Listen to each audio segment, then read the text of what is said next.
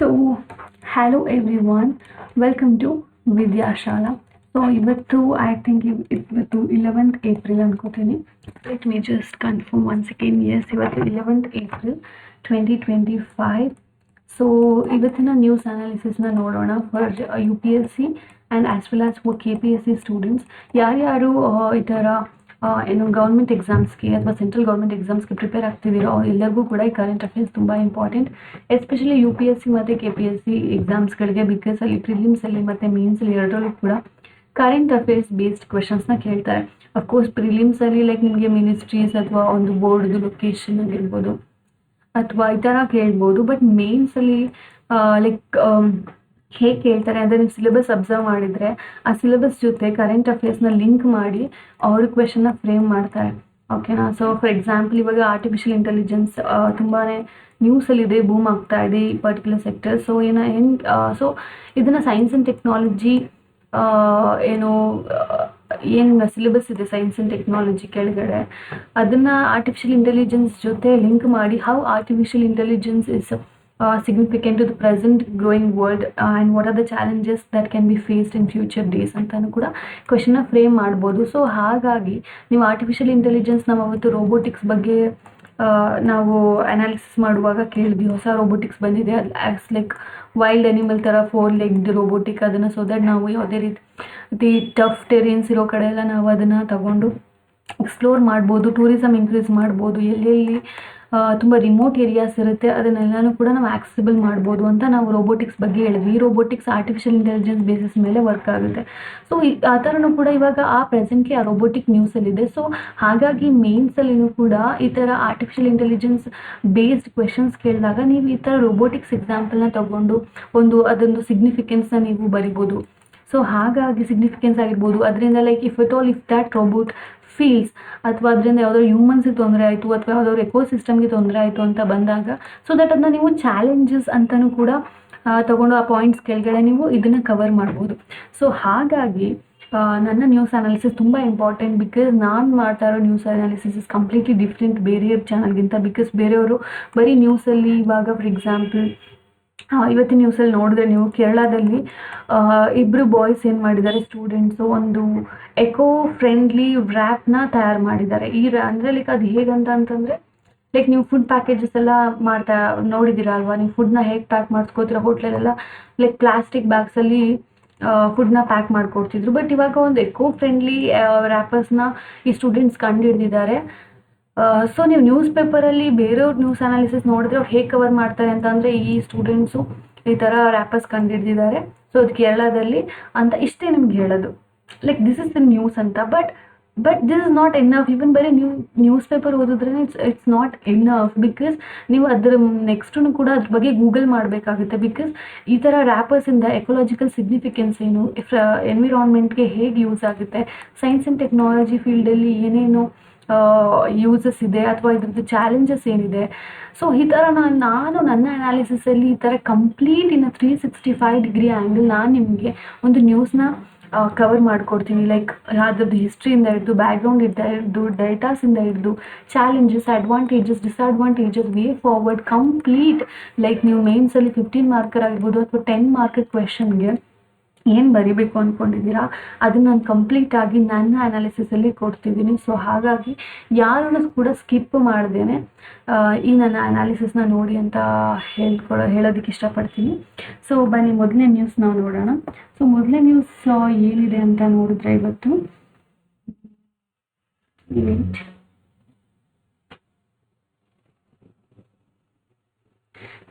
ಮೊದಲನೇ ನ್ಯೂಸ್ ಬಂದು 26/11 ಅಟ್ಯಾಕ್. ನಿಮ್ಗೆ ನೆನಪಿದೆಯಾ ವಾಟ್ ಇಸ್ ದಿಸ್ 26/11 ಅಟ್ಯಾಕ್? ತುಂಬ ಫೇಮಸ್ ಅಟ್ಯಾಕ್ ಇದು ಮುಂಬೈ ಟೆರರ್ ಅಟ್ಯಾಕ್ 2008. ಓಕೆನಾ?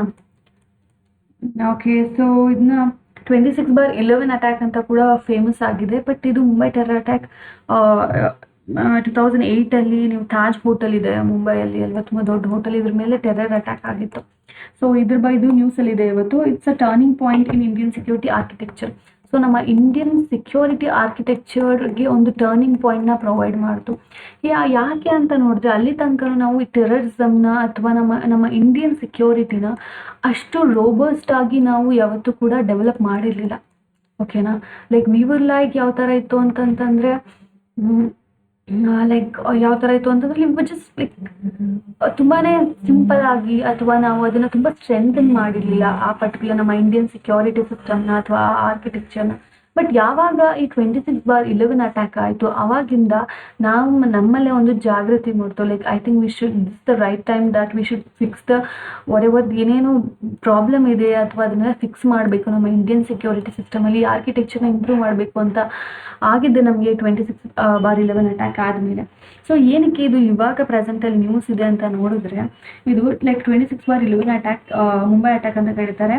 So stand out of as a watershed moment in Indian internal and external security policies. So ನಮ್ದು internal security ಆಗಿರ್ಬೋದು ಅಥವಾ ಎಕ್ಸ್ಟರ್ನಲ್ ಸೆಕ್ಯೂರಿಟಿ ಪಾಲಿಸೀಸ್ ಮೇಲೆ ಒಂದು ಬಿಗ್ ಕ್ವೆಶನ್ ಆಗುತ್ತೆ. Like ನಮ್ಮ ಇಂಡಿಯನ್ ಸೆಕ್ಯೂರಿಟಿ ಲೈಕ್ ಅಥವಾ ಇಂಟರ್ನಲ್ ಸೆಕ್ಯೂರಿಟಿ ಏನಿದೆ ಅದು ತುಂಬ ರಾಬಸ್ಟ್ ಆಗಿದ್ರೆ ಈ ಥರ ದೊಡ್ಡ ಅಟ್ಯಾಕ್ ಆಗ್ತಾನೆ ಇರಲಿಲ್ಲ. ಸೊ ಅದು ನಮ್ಮ ವೀಕ್ನೆಸ್ನ ರಿಫ್ಲೆಕ್ಟ್ ಮಾಡ್ತು ಆ ಪರ್ಟಿಕ್ಯುಲರ್ ಇನ್ಸಿಡೆಂಟ್. ಅದೇ ರೀತಿ 10 heavily armed terrorists from Pakistan-based group Lashkar-e-Taiba attacked multiple locations in Mumbai, resulting in a multi-day siege that killed over 170 people and injured hundreds. ಅಂತಂದರೆ ಆಲ್ಮೋಸ್ಟ್ 10 ಜನ ಟೆರರಿಸ್ಟು. ಯಾರ್ಯಾರು ಅವರೆಲ್ಲ ಆಲ್ಮೋಸ್ಟ್ ಲೈಕ್ ಪಾಕಿಸ್ತಾನಿ ಬೇಸ್ಡ್ ಲಷ್ಕರ್-ಇ-ತೊಯ್ಬಾ ಅಂತ ಇದ್ದಾರೆ.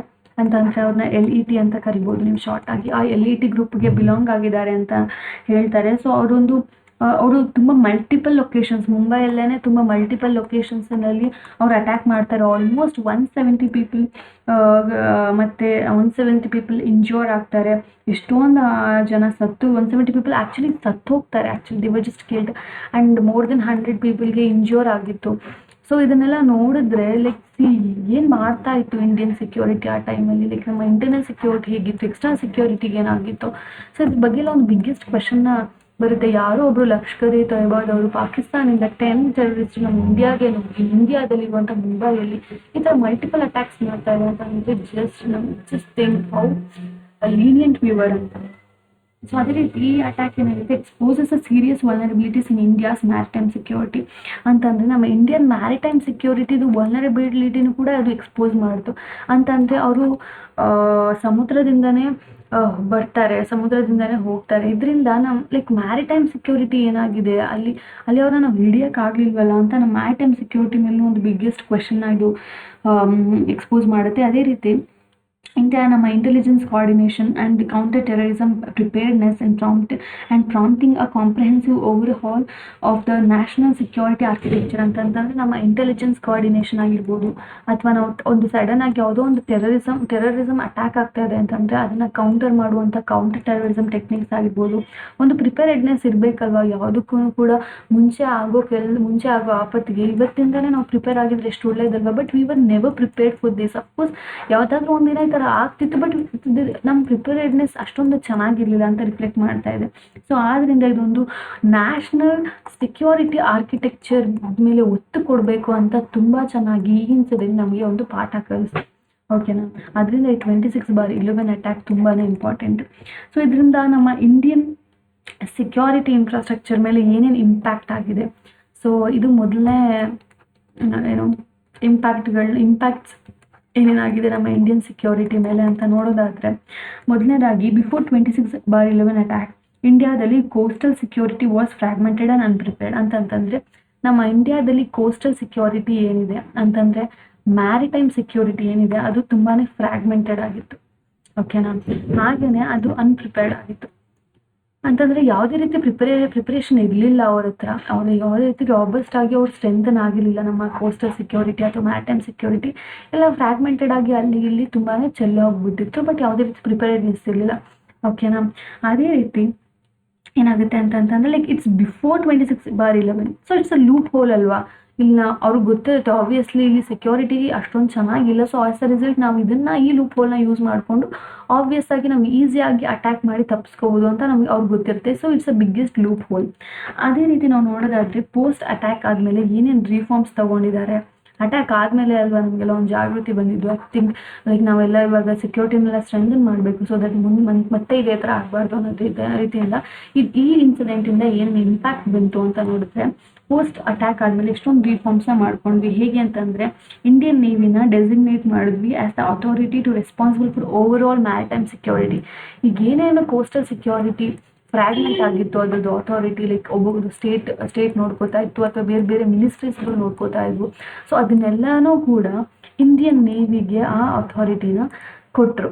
ಓಕೆನಾ, Indian ನೇವಿಗೆ ಕಂಪ್ಲೀಟ್ ಅಥಾರಿಟಿ ಆಫ್ ಮ್ಯಾರಿಟೈಮ್ ಸೆಕ್ಯೂರಿಟಿನ ಇವ್ರಿಗೆ ಹ್ಯಾಂಡ್ ಓವರ್ ಮಾಡಿದ್ರು. ಸೊ ದಟ್ ಎಲ್ಲೇ ಸಮುದ್ರ ಇರಲಿ, ಯಾವ ಸ್ಟೇಟಲ್ಲೇ ಸಮುದ್ರ ಇರಲಿ, ಅದರದ್ದು ಕಂಪ್ಲೀಟ್ ಸೆಕ್ಯೂರಿಟಿ ನೇವಿಗೆ ಸಂಬಂಧಪಟ್ಟಿದ್ದು, ಇಂಡಿಯನ್ ನೇವಿಗೆ ಸಂಬಂಧಪಟ್ಟಿದ್ದು. ಆನಂತರ Indian coast guard assume the responsibility for territorial waters with coordination mandates involving newly established marine police stations along the coast line. ಅಂತಂದರೆ ಇಂಡಿಯನ್ ಕೋಸ್ಟ್ ಗಾರ್ಡ್ಸ್ ಅಂತ ಇದ್ದಾರೆ. ಓಕೆ, ಇಂಡಿಯನ್ ಕೋಸ್ಟ್ ಗಾರ್ಡ್ಸ್ಗಳೇನು ಮಾಡಿದ್ರು, ಅವ್ರಿಗೆ ರೆಸ್ಪಾನ್ಸಿಬಿಲಿಟಿನ ಕೊಟ್ಟರು ಫಾರ್ ಟೆರಿಟೋರಿಯಲ್ ವಾಟರ್ಸ್. ಅಂತಂದರೆ ಅಲ್ಲೇ ಒಂದೊಂದು ಪ್ರದೇಶಗಳಲ್ಲಿ ಟೆರಿಟೋರಿಯಲ್ ವಾಟರ್ಸ್ ಏನು ಜಾಗಕ್ಕೆ ಸಂಬಂಧಪಟ್ಟಂತೆ ಟೆರಿಟೋರಿಯಲ್ ವಾಟರ್ಸ್ಗಳಿರ್ತವೆ, ಅದರ ರೆಸ್ಪಾನ್ಸಿಬಿಲಿಟಿನ ಇಂಡಿಯನ್ ಕೋಸ್ಟಲ್ ಗಾರ್ಡ್ಸ್ಗೆ ಕೊಟ್ಟರು. ಸೊ ಅವ್ರು ಏನು ಮಾಡ್ತಾರೆ, ವಿತ್ ಕೋಆರ್ಡಿನೇಷನ್ ಅವ್ರು ಏನು ಮಾಡ್ತಾರೆ, they have established marine police station. ಇವಾಗ ನಾವು ಹೇಗೆ ನಾರ್ಮಲ್ ಆಗಿ ಹೋಬಳಿಗಳಲ್ಲಿ, ತಾಲೂಕಲ್ಲಿ, ಡಿಸ್ಟಿಕಲ್ಲಿ ಪೊಲೀಸ್ ಸ್ಟೇಷನ್ ನೋಡ್ತೀವಿ, ಅದೇ ಥರ ಇವರು ಒಂದು ಮೆರೈನ್ ಪೊಲೀಸ್ ಸ್ಟೇಷನ್ಸ್ಗಳನ್ನ ಏನು ಮಾಡಿದ್ರು, ಎಸ್ಟಾಬ್ಲಿಷ್ ಮಾಡಿದ್ರು.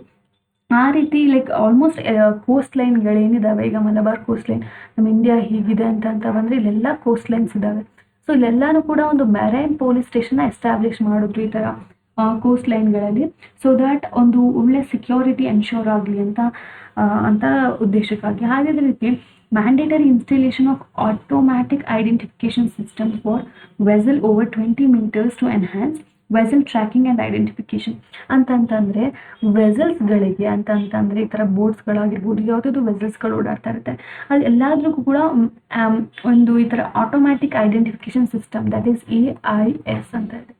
ಆಟೋಮ್ಯಾಟಿಕ್ ಐಡೆಂಟಿಫಿಕೇಶನ್ ಸಿಸ್ಟಮ್ನ ಮ್ಯಾಂಡೇಟರಿಲಿ ನೀವು ಹಾಕೋಬೇಕು ಅಂತ, ಅದನ್ನ ಇನ್ಸ್ಟಾಲ್ ಮಾಡ್ಕೊಳ್ಳೇಬೇಕು ಅಂತ ಮ್ಯಾಂಡೇಟರಿ ಮಾಡ್ತಾರೆ.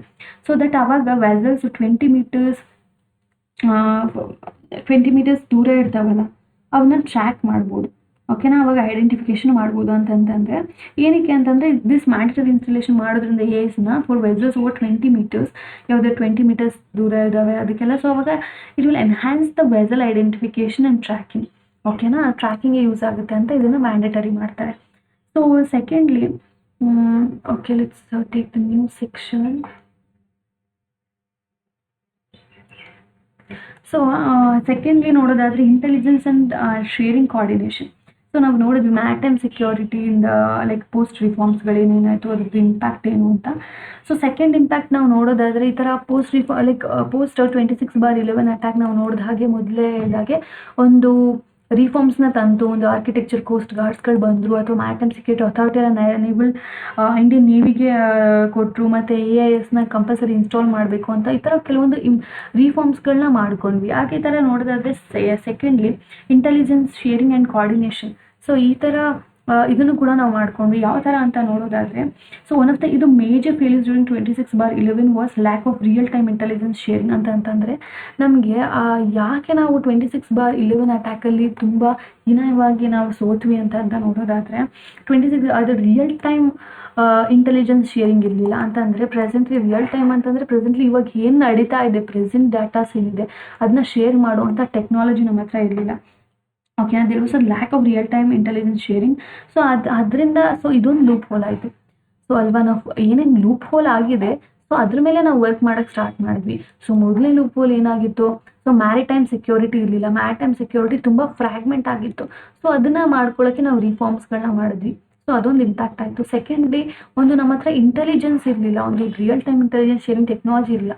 ಸೊ ಅದನ್ನು ಆ ಲೂಪ್ ಹೋಲ್ನ ಸರಿ ಮಾಡ್ಕೊಳ್ಳೋದಕ್ಕೋಸ್ಕರ ಏನು ಮಾಡಿದ್ವಿ, ಮತ್ತೆ ರಿಫಾರ್ಮ್ಸ್ ಅಂದ್ವಿ. ಯಾವ ಥರ ಅಂತಂದರೆ ಮಲ್ಟಿ ಏಜೆನ್ಸಿ ಸೆಂಟರ್ ಅಂತಂದರೆ MAC ಅಂತ ಬರುತ್ತೆ. ಇದು ಮಲ್ಟಿ ಏಜೆನ್ಸಿ ಸೆಂಟರ್ ಅಂತ ಅಂಡರ್ ಇಂಟೆಲಿಜೆನ್ಸ್ ಬ್ಯೂರೋ ಇದೆ ಇದು.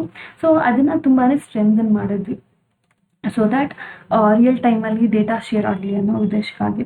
ಅದೇ ಥರ ಈ ಮ್ಯಾಕ್ಸ್ನ ಸ್ಕೋಪನ್ನ ಮತ್ತೆ ಎಕ್ಸ್ಪ್ಯಾಂಡ್ ಮಾಡಿದ್ವಿ to cover radicalisation networks and broader terror ecosystem. So ಈ MAC ಏನಿದೆ, ಮಲ್ಟಿ ಏಜೆನ್ಸಿ ಸೆಂಟರ್ ಏನಿದೆ ಅದನ್ನು ಇನ್ನೂ ಎಕ್ಸ್ಪ್ಯಾಂಡ್ ಮಾಡಿ ಒಂದು ರ್ಯಾಡಿಕಲೈಸೇಷನ್ ನೆಟ್ವರ್ಕ್ನ ಮಾಡಿದ್ರು. ಅದೇ ಥರ ಬ್ರಾಡರ್ ಟೆರರ್ ಎಕೋಸಿಸ್ಟಮ್ನ ಕವರ್ ಮಾಡೋದಕ್ಕೂ ಕೂಡ ಇದನ್ನು ಯೂಸ್ ಮಾಡಿಕೊಂಡ್ರು. ಅದೇ ರೀತಿ coordination between central agencies and armed forces and state police improved. So ಇವಾಗ ದಿರ್ ಶುಡ್ ಬಿ ಕೋಆರ್ಡಿನೇಷನ್ ಅಲ್ವಾ, ಈಗ ಎಲ್ಲೋ ಒಂದು ಕಡೆ ಅಟ್ಯಾಕ್ ಆಗ್ತಿದೆ, ಸೊ ಇದನ್ನು ಸ್ಟೇಟ್ ಪೊಲೀಸ್ ಮಾಡಬೇಕಾ ಅಥವಾ ಸೆಂಟ್ರಲ್ ಏಜೆನ್ಸೀಸ್ ನೋಡ್ಕೋಬೇಕಾ ಅಥವಾ ಅಥವಾ ಆರ್ಮ್ಡ್ ಫೋರ್ಸಸ್ಗಳು ನೋಡ್ಕೋಬೇಕಾ? ಸೊ ಯಾವುದು ಅವಾಗ ಯಾರು ರೆಸ್ಪಾನ್ಸಿಬಿಲಿಟಿ ತೊಗೋಬೇಕು ಅಥವಾ ಯಾರು ತಗೋತಾ ಇದ್ದಾರೆ ಅಥವಾ ಅವ್ರ 3 ಜನ ಮಧ್ಯೆ ಕೋಆರ್ಡಿನೇಷನ್ನೇ ಇರಲಿಲ್ಲ. ಸೊ ಆ ಲೂಪ್ ಹೋಲ್ನ ಇವಾಗ ಮತ್ತೆ ರಿಫಾರ್ಮ್ ಮಾಡಿ ಏನು ಮಾಡಿದ್ದಾರೆ, ಸೊ ಒಂದು ಕೋಆರ್ಡಿನೇಷನ್ನ ಡೆವಲಪ್ ಮಾಡಿದ್ದಾರೆ between state polices as well as between the central agencies and also between the armed forces. ಇವ್ರು 3 ಜನರ ಮಧ್ಯೆ ಒಂದು ಕೋಆರ್ಡಿನೇಷನ್ನ ಡೆವಲಪ್ ಮಾಡಿದ್ದಾರೆ. ಸೊ ದಟ್ ಏನಾದರೂ ಹತ್ರ ತೊಂದರೆ ಆದರೆ ಇವ್ರು 3 ಜನ ಕೋಆರ್ಡಿನೇಷನ್ ಎಲ್ಲ ವರ್ಕ್ ಮಾಡಿ ಒಂದು ಆಪ್ರೇಷನ್ನ ಸಕ್ಸಸ್ಫುಲ್ಲಾಗಿ ಮಾಡ್ಬೋದು ಅಂತ. ಸೊ ಅದೇ ರೀತಿ ನಾವು ಥರ್ಡ್ ಪಾಯಿಂಟ್ ನೋಡೋದಾದರೆ ಇದರಲ್ಲಿ ಇಂಪ್ಯಾಕ್ಟ್ಸಲ್ಲಿ, so this is the legal institution reforms ಅಂತಂದರೆ ಲಾ ವೈಸು ಒಂದು ರಿಫಾರ್ಮ್ಸ್ನ ಮಾಡಿದ್ದಾರೆ. ಯಾವ ಥರ ಅಂತಂದರೆ ಒಂದು UAPA, have you heard of this law act, that is unlawful activities prevention act ಅಂತಂತಂದರೆ ಇಟ್ ವಾಸ್ ಮತ್ತೆ ಅದನ್ನು ಈ ಆ್ಯಕ್ಟನ್ನ ಮತ್ತೆ ಅಮೆಂಡ್ ಮಾಡ್ತಾರೆ to provide broader and stricter legal framework. ಒಂದು ಸ್ಟ್ರಿಕ್ಟರ್ ಮತ್ತು ತುಂಬ ಬೇರೆ ಥರ ಏರಿಯಾಸ್ನ ಕವರ್ ಮಾಡುವಂತಹ ಬ್ರಾಡರ್ ಫ್ರೇಮ್ವರ್ಕ್ ಆಗಿ ಮತ್ತೆ ಇದನ್ನು ಅಮೆಂಡ್ ಮಾಡಿ ಏನಕ್ಕೆ ಮಾಡ್ತಾರೆ ಅಂತಂದರೆ ಟು ಪ್ರಾಸಿಕ್ಯೂಟ್ ಟೆರರ್ ಆ್ಯಕ್ಟಿವಿಟೀಸ್. ಈ ಥರ ಟೆರರ್ ಆ್ಯಕ್ಟಿವಿಟೀಸ್ನ ನಿಲ್ಲಿಸೋದಕ್ಕೋಸ್ಕರ ಈ UAPA ಅನ್ಲಾಫುಲ್ ಆ್ಯಕ್ಟಿವಿಟೀಸ್ ಪ್ರಿವೆನ್ಷನ್ ಆ್ಯಕ್ಟನ್ನ ಮತ್ತೆ ಅದನ್ನು ಅಮೆಂಡ್ ಮಾಡ್ತಾರೆ. ಸೊ ಅದೇ ರೀತಿ ಇನ್ನೊಂದು ಬರುತ್ತೆ ನ್ಯಾಷನಲ್ ಇನ್ವೆಸ್ಟಿಗೇಷನ್ ಏಜೆನ್ಸಿ ಇದೆಯಲ್ವಾ, ಸೊ ಅದನ್ನ ಎಸ್ಟಾಬ್ಲಿಷ್ ಮಾಡಿದ್ರು through NIA act 2008. So national investigation ಏಜೆನ್ಸಿಗೆ ಬಂದಿದ್ದೆ after 26/11 attack. You should keep this in mind. NIA national investigation agency act ಅಂತ ಒಂದು ತರ್ತಾರೆ 2008ಅಲ್ಲಿ. ಅದೇ ರೀತಿ India's first federal counter terror investigation agency. ಇದು ಇಂಡಿಯಾದ ಮೊದಲ ಟೆರರಿಸಮ್ ಆಕ್ಟಿವಿಟೀಸ್ ಎಗೇನ್ಸ್ಟ್ ಇನ್ವೆಸ್ಟಿಗೇಷನ್ ಮಾಡುವಂತಹ ಮೊದಲ ಏಜೆನ್ಸಿ ಅಂತ ಅಂದರೆ ಇದು ನ್ಯಾಷನಲ್ ಇನ್ವೆಸ್ಟಿಗೇಷನ್ ಏಜೆನ್ಸಿ ಇದೇನೆ.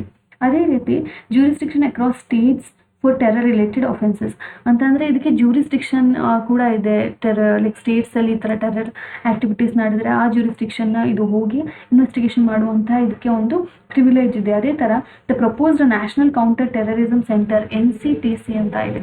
ಏನಿದು ನ್ಯಾಷನಲ್ ಕೌಂಟರ್ ಟೆರರಿಸಮ್ ಸೆಂಟರ್ ಅಂತಂದರೆ it actually failed to materialize due to the concerns over federalism and potential encroachment on the state policing powers ಅಂತಂದರೆ ಒಂದು NCTC ಅಂತ ಅದನ್ನು ಪ್ರಪೋಸ್ ಮಾಡ್ತಾರೆ, ಬಟ್ ಅದು ಫೇಲ್ ಆಗಿಬಿಡುತ್ತೆ.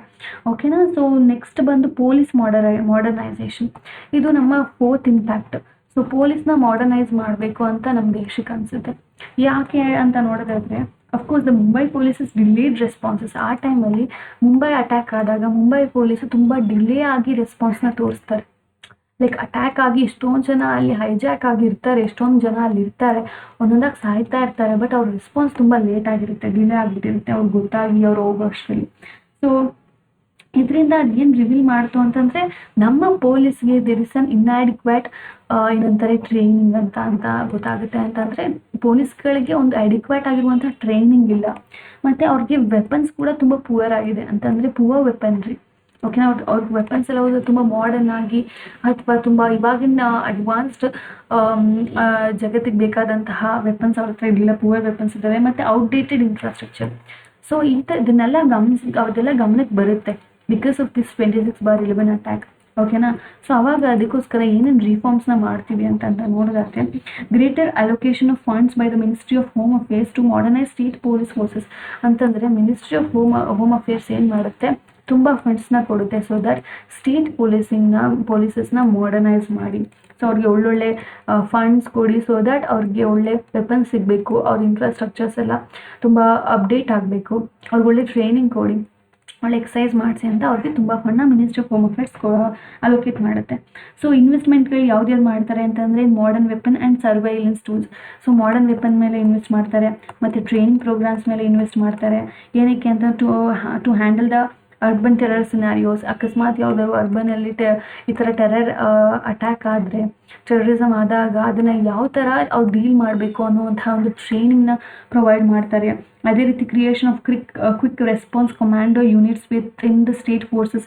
ಅಲ್ಲಿ ಒಂದು ಸ್ಟೇಟಲ್ಲಿ ಒಂದು ಸ್ಟೇಟ್ ಫೋರ್ಸಸ್ ಕೆಳಗಡೆನೆ ಒಂದು very quick response commando units ಅಂತಂದರೆ ಕ್ವಿಕ್ಕಾಗಿ ರೆಸ್ಪಾನ್ಸ್ ಮಾಡುವಂಥ ಒಂದು ಕಮಾಂಡೋ ಯೂನಿಟ್ಸ್ನ ಫ್ರೇಮ್ ಮಾಡ್ಕೋತಾರೆ. ಅದೇ ರೀತಿ ಒಂದು national security guards setup 4 regional hubs to ensure quicker deployment in future crisis. So ಫ್ಯೂಚರಲ್ಲಿ ಏನಾದರೂ ಕ್ರೈಸಿಸ್ ಆದರೆ ಬೇಕಾಗುತ್ತೆ ಅಂತ NSG ಅಂತಂದರೆ ನ್ಯಾಷನಲ್ ಸೆಕ್ಯೂರಿಟಿ ಗಾರ್ಡ್ಗಳೇನಿದ್ದಾರೆ ಅವರು 4 ರೀಜನಲ್ ಹಬ್ಸ್ನ ಮಾಡಿದ್ದಾರೆ. ಓಕೆನಾ, 4 ರೀಜನಲ್ ಹಬ್ಸ್ನ ಮಾಡಿದ್ದಾರೆ ಯಾರು, ನ್ಯಾಷನಲ್ ಸೆಕ್ಯೂರಿಟಿ ಗಾರ್ಡ್ಸ್ಗಳು. ಏನಕ್ಕೆ ಅಂತಂದರೆ to ensure quicker deployment crisis. ಓಕೆನಾ, ಫ್ಯೂಚರ್ ಕ್ರೈಸಿಸ್ ಆದಾಗ ಇದೆಲ್ಲ ಬೇಗ ಕ್ವಿಕ್ಕಾಗಿ ರೆಸ್ಪಾನ್ಸ್ ಮಾಡಲಿ ಅಂತ NSG 4 ರೀಜನ್ಸಲ್ಲಿ ಈ ಥರ ಹಬ್ನ ಕ್ರಿಯೇಟ್ ಮಾಡಿದೆ. ಅದೇ ರೀತಿ 5th ಇಂಪ್ಯಾಕ್ಟ್ ನಾನು ನೋಡೋದಾದರೆ diplomatic offensive and isolation of Pakistan ಅಂತಂದರೆ ಇಂಡಿಯಾ ಒಂದು ಡಿಪ್ಲೊಮ್ಯಾಟಿಕ್ ಚಾನಲ್ಸ್ನ ಯೂಸ್ ಮಾಡಿಕೊಂಡು ಪಾಕಿಸ್ತಾನದ role in harbouring and supporting terrorist group like Lashkar e Taiba and Jaish e Mohammed. So ಇದನ್ನೆಲ್ಲ ನಾವು ಏನು ಮಾಡಿದ್ವಿ, ನಮ್ಮ ಡಿಪ್ಲೊಮ್ಯಾಟಿಕ್ ಚಾನಲ್ಸ್ನ ಯೂಸ್ ಮಾಡಿಕೊಂಡು ಪಾಕಿಸ್ತಾನದ್ದು ಒಂದು ಏನು ಹೇಳ್ತಾರೆ ಅದರದ್ದು ಅವರು ಟೆರರಿಸಮ್ಗೆ ಸಪೋರ್ಟ್ ಮಾಡ್ತಾ ಇರುವಂಥ ಅದರ ರೋಲ್ನ ನಾವು ಎಕ್ಸ್ಪೋಸ್ ಮಾಡಿದ್ವಿ ಆ್ಯಸ್ ಅ ಇಂಡಿಯಾ. ಲೈಕ್ ನಮ್ಮ ಡಿಪ್ಲೊಮ್ಯಾಟಿಕ್ ಚಾನಲ್ಸ್ನ ಯೂಸ್ ಮಾಡ್ಕೊಂಡು, ಬಿಕಾಸ್ ಅಫ್ಕೋರ್ಸ್ ಅಲ್ಲಿ ತುಂಬ strong terrorist like LET and LEM ಇದ್ದಾವೆ, ಲಷ್ಕರ್-ಇ ತಯ್ಯಬಾ ಆ್ಯಂಡ್ ಜೈಷ್ ಇ ಮೊಹಮ್ಮದ್. ಓಕೆನಾ, ಸೊ LETಯಿಂದಾನೇ 26/11 ಅಟ್ಯಾಕ್ ಮಾಡುವಂಥ ಟೆರರಿಸ್ಟ್ ಬಂದಿದ್ದು ಅಂತ ಇಂಡಿಯನ್ಸ್ಗೆ ಗೊತ್ತಾಗಿದೆ, ಇಂಡಿಯನ್ ಗೌರ್ಮೆಂಟ್ಗೆ. ಸೊ ಅದನ್ನು ಡಿಪ್ಲೊಮ್ಯಾಟಿಕ್ ಚಾನಲ್ನ ಯೂಸ್ ಮಾಡಿಕೊಂಡು ಥ್ರೂ ಲೈಕ್ ಅದನ್ನು ಅವರು ಸಪೋರ್ಟ್ ಮಾಡ್ತಿರುವಂತಹ ವಿಷಯನ ಅದು ಡಿಪ್ಲೊಮ್ಯಾಟಿಕ್ ಚಾನಲ್ಸ್ನ ಯೂಸ್ ಮಾಡಿಕೊಂಡು ಅದನ್ನು ಎಕ್ಸ್ಪೋಸ್ ಮಾಡಿದೆ. ಅದೇ ರೀತಿ ಇದರಿಂದ ಔಟ್ಕಮ್ ಏನಾಯಿತು, have to push Pakistan into FATF grey list.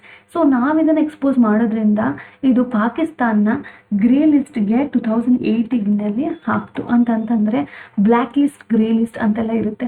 So ಯಾವ ಕಂಟ್ರಿಲಿ ಟೆರರಿಸಮ್ ಜಾಸ್ತಿ ಇರುತ್ತೆ ಅದನ್ನ ಗ್ರೇ ಲಿಸ್ಟ್ಗೆ ಹಾಕ್ತಾರೆ.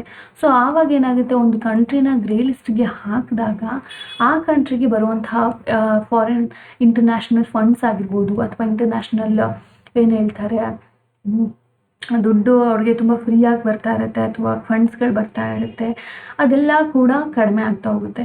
ಹಾಗಾಗಿ ಈ ಥರ ಗ್ರೇ ಲಿಸ್ಟಲ್ಲಿ ಹಾಕ್ಬಿಟ್ರೆ ಆ ದೇಶಕ್ಕೆ ಬರುವಂಥ ಫ್ರೀಬೀಸ್ ಆಗಿರ್ಬೋದು ಅದೆಲ್ಲನೂ ಕೂಡ ಕಡಿಮೆ ಆಗಿಬಿಡುತ್ತೆ. ಸೊ ಅದು ಗ್ರೇ ಲಿಸ್ಟ್ಗೆ ಪುಷ್ ಮಾಡೋದಕ್ಕೆ ಸಾಧ್ಯ ಆಯಿತು, ಬಿಕಾಸ್ ಇಂಡಿಯಾ ಆ ಟೇಕ್ನ ತೊಗೊಂಡಿದ್ದಕ್ಕೆ. Second, increased international pressure on Pakistan to act against terrorist infrastructure. ಒಂದು ಇಂಟರ್ನ್ಯಾಷನಲ್ ಪ್ರೆಷರ್ ಕೂಡ ಕ್ರಿಯೇಟ್ ಆಯಿತು ಅಗೇನ್ಸ್ಟ್ ಪಾಕಿಸ್ತಾನ. ಏನಂತಂದರೆ ಟೆರರಿಸಮ್ನ ಸ್ಟಾಪ್ ಮಾಡಿ ಒಂದು ಟೆರರಿಸಮ್ ಇನ್ಫ್ರಾಸ್ಟ್ರಕ್ಚರ್ನ ಏನು ಮಾಡ್ತಾರೆ ಅದನ್ನು ಸ್ಟಾಪ್ ಮಾಡಿ ಅಂತ ಒಂದು ಇಂಟರ್ನ್ಯಾಷನಲ್ ಪ್ರೆಷರ್ ಕೂಡ ಅದ್ರ ಮೇಲೆ ಕ್ರಿಯೇಟ್ ಆಯಿತು. ಅದೇ ರೀತಿ reinforce global narrative of zero tolerance to terrorism. ಮತ್ತೆ ಒಂದು ಝೀರೋ ಟಾಲರೆನ್ಸ್ ಟು ಟೆರರಿಸಮ್ ಅಂತ ಒಂದು ಸ್ಲೋಗನ್ ಏನಿದೆ ಅದನ್ನು ಮತ್ತೆ ರೀಇನ್ಫೋರ್ಸ್ ಮಾಡಿದ್ರು. ಅಂತಂದರೆ ಟಾಲರೆನ್ಸ್ ಮಾಡ್ಕೋಬಾರ್ದು ಈ ಥರ ಟೆರರಿಸಮ್ನ ಅನ್ನೋ ಸ್ಲೋಗನ್ ಮತ್ತೆ ರೀಇನ್ಫೋರ್ಸ್ ಆಯಿತು ಇಡೀ ವರ್ಲ್ಡಲ್ಲಿ. ಅದೇ ರೀತಿ ನಾವು ಇದರಿಂದ ಚಾಲೆಂಜಸ್ ಅಥವಾ ಇನ್ನೂ ಕೂಡ ಇಷ್ಟೆಲ್ಲ ರಿಫಾರ್ಮ್ಸ್ ಮಾಡಿದ್ರು ಯಾವ್ಯಾವುದು ಗ್ಯಾಪ್ಸ್ ಇನ್ನೂ ಕೂಡ ರಿಮೇನ್ ಆಗಿದೆ ನಮ್ಮ ದೇಶದಲ್ಲಿ ಅಂತ ನಾವು ನೋಡೋದಾದರೆ ಪ್ರೆಸೆಂಟ್ ಮೊದಲನೇದಾಗಿ ಅಫ್ಕೋರ್ಸ್ ಡಿಸ್ಪೈಟ್ ಎಷ್ಟೊಂದು ಇಂಪ್ರೂವ್ಮೆಂಟ್ ಮಾಡಿದ್ರೂ ಕೂಡ ದಿನ ಸಿಗ್ನಿಫಿಕೆಂಟ್ ಗ್ಯಾಪ್ಸ್ಗಳಿದ್ದಾವೆ ನಮ್ಮ ದೇಶದ ರಿಫಾರ್ಮ್ಸ್. ಇನ್ನು ದೇಶದ ಏನು ಹೇಳ್ತಾರೆ ಲಾಸಲ್ಲಿ ಆಗಿರ್ಬೋದು ಅಥವಾ ನಮ್ಮ ಇನ್ಫ್ರಾಸ್ಟ್ರಕ್ಚರ್ ಇನ್ನೂ ಇಷ್ಟೊಂದು ಲೂಪ್ ಹೋಲ್ಸ್ ಇದೆ. Like for example like state police forces ಇದಾರಲ್ಲ they still remain underfunded. ಈಗ ಸ್ಟೇಟ್ ಪೊಲೀಸ್ ಫೋರ್ಸ್ ಏನಿದೆ ಅದಕ್ಕೆ ಫಂಡ್ ಕೊಡಬೇಕು, ಅದರಿಂದ ಮಾಡರ್ನೈಸ್ ಮಾಡಬೇಕು, ಹೊಸ ಟ್ರೈನಿಂಗ್ ಮಾಡಬೇಕು. ಬಟ್ ಆದರೆ ಇನ್ನೂ ಕೂಡ ಅವ್ರಿಗೆ ಅಂಡರ್ ಫಂಡೆಡ್ ಆಗಿದ್ದಾರೆ ಅಂತಂದರೆ ಇನ್ನೂ ಅವ್ರಿಗೆ ಬೇಕಾದಷ್ಟು ಫಂಡ್ ಸಿಕ್ಕಿಲ್ಲ. ಅದೇ ರೀತಿ ಇನ್ನೂ ಕೂಡ ಇಷ್ಟೊಂದು ಪೊಲೀಸ್ ಫೋರ್ಸಸ್ಗಳು ಅಂಡರ್ ಟ್ರೈನ್ಡ್ ಆಗಿದ್ದಾರೆ, ಕಂಪ್ಲೀಟಾಗಿ ಅವ್ರಿಗೆ ಟ್ರೈನಿಂಗ್ ಪ್ರೊವೈಡ್ ಮಾಡಿಲ್ಲ. And they're also subjected to political interference. ಅಂತಂದರೆ ಪೊಲಿಟಿಕಲ್ ಅಂತಂದರೆ ರಾಜಕೀಯ ವ್ಯಕ್ತಿಗಳು ಮತ್ತು ಅದ್ರ ಮಧ್ಯೆ ಎಲ್ಲ ಇಂಟರ್ಫಿಯರ್ ಆಗಿ ಇದರದ್ದು ಏನು ನಾವು ರಿಫಾರ್ಮ್ ಮಾಡಬೇಕು ಅಂದ್ಕೊಂಡಿದ್ವಿ ಅದೆಲ್ಲನೂ ಕೂಡ ಅನ್ಫುಲ್ಫಿಲ್ ಆಗಿದೆ. ಅದೇ ರೀತಿಯಲ್ಲಿ ನಾವು ಏನು ಇಂಪ್ರೂವ್ ಮಾಡ್ಕೋಬೇಕು ಅಂದ್ಕೊಂಡ್ವಿ ಮ್ಯಾರಿಟೈಮ್ ಸೆಕ್ಯೂರಿಟಿ. ಅದರಲ್ಲಿ mini small fishing boats still lack tracking devices. ಈ ಥರ ಸ್ಮಾಲ್ ಫಿಶಿಂಗ್ ಬೋಟ್ಸ್ಗಳಿದ್ದಾವೆ, ನಾವು AIS ಟ್ರ್ಯಾಕಿಂಗ್ ಡಿವೈಸ್ನ ಇನ್ಸ್ಟಾಲ್ ಮಾಡ್ಕೋಬೇಕು ಮ್ಯಾಂಡೇಟರಿ ಅಂತ ಏನು ಹೇಳಿದ್ದೀವಿ. ಆದರೆ ಈ ಥರ ಸ್ಮಾಲ್ ಫಿಶಿಂಗ್ ಬೋಟ್ಸ್ಗಳು ಅದನ್ನು ಇನ್ನೂ ಕಂಪ್ಲೀಟಾಗಿ ಯಾರೂ ಇನ್ಸ್ಟಾಲ್ ಮಾಡ್ಕೊಂಡಿಲ್ಲ. ಅದೇ ಥರ ಈ ಥರ vessels without AIS are hard to monitor. ಈಗ ಯಾವ್ಯಾವ ವೆಸಲ್ಸ್ಗಳು AIS ಇನ್ಸ್ಟಾಲ್ ಮಾಡ್ಕೊಂಡಿಲ್ವೋ ಅದನ್ನು ನಾವು ತುಂಬ ಕಷ್ಟ ಮಾನಿಟರ್ ಮಾಡ್ಕೊಳ್ಳೋದು. ಅದನ್ನ ಕಂಪ್ಲೀಟಾಗಿ ಯಾರು ಮಾನಿಟರ್ ಈಗ ಫಾರ್ ಎಕ್ಸಾಂಪಲ್ ಒಂದು 100 ಬೋಟ್ಸ್ಗಳಿದ್ದಾವೆ, ಅದರಲ್ಲಿ 50 ಬೋಟ್ಸ್ AIS ಹಾಕೇ ಇಲ್ಲ, ಬಟ್ ಅದನ್ನ ಮಾನಿಟರ್ ಮಾಡೋಕ್ಕೆ ಯಾರೂ ಇಲ್ಲ ಅಂತಂದರೆ ಲೈಕ್ ಅದು ಇನ್ಫ್ಯಾಕ್ಟ್ ಅದು ಟ್ರ್ಯಾಕ್ ಆಗೋದು ಅಥವಾ ಆ ಥರ ಬೋಟ್ಸ್ಗಳನ್ನೆಲ್ಲ ಸಪ್ರೇಟ್ ಮಾಡೋದು ಅದನ್ನು ಕಂಪ್ಲೀಟ್ ಮಾನಿಟರ್ ಮಾಡುವಂತಹ ಕೆಪಾಸಿಟಿ ಇನ್ನು ಡೆವಲಪ್ ಆಗಿಲ್ಲ. ಅದೇ ರೀತಿ ಒಂದು ಕೋಆರ್ಡಿನೇಷನ್ ಅಮಂಗ್ ಏಜೆನ್ಸೀಸ್ ನಾವು ಹೇಳಿದ್ವಿ ಅಲ್ವಾ, ಸೆಂಟ್ರಲ್ ಏಜೆನ್ಸೀಸ್, ಸ್ಟೇಟ್ ಪೊಲೀಸ್ ಮತ್ತು ಆರ್ಮ್ಡ್ ಫೋರ್ಸಸ್ ಮಧ್ಯೆ ಒಂದು ಕೋಆರ್ಡಿನೇಷನ್ ಇರಬೇಕು ಅಂತ.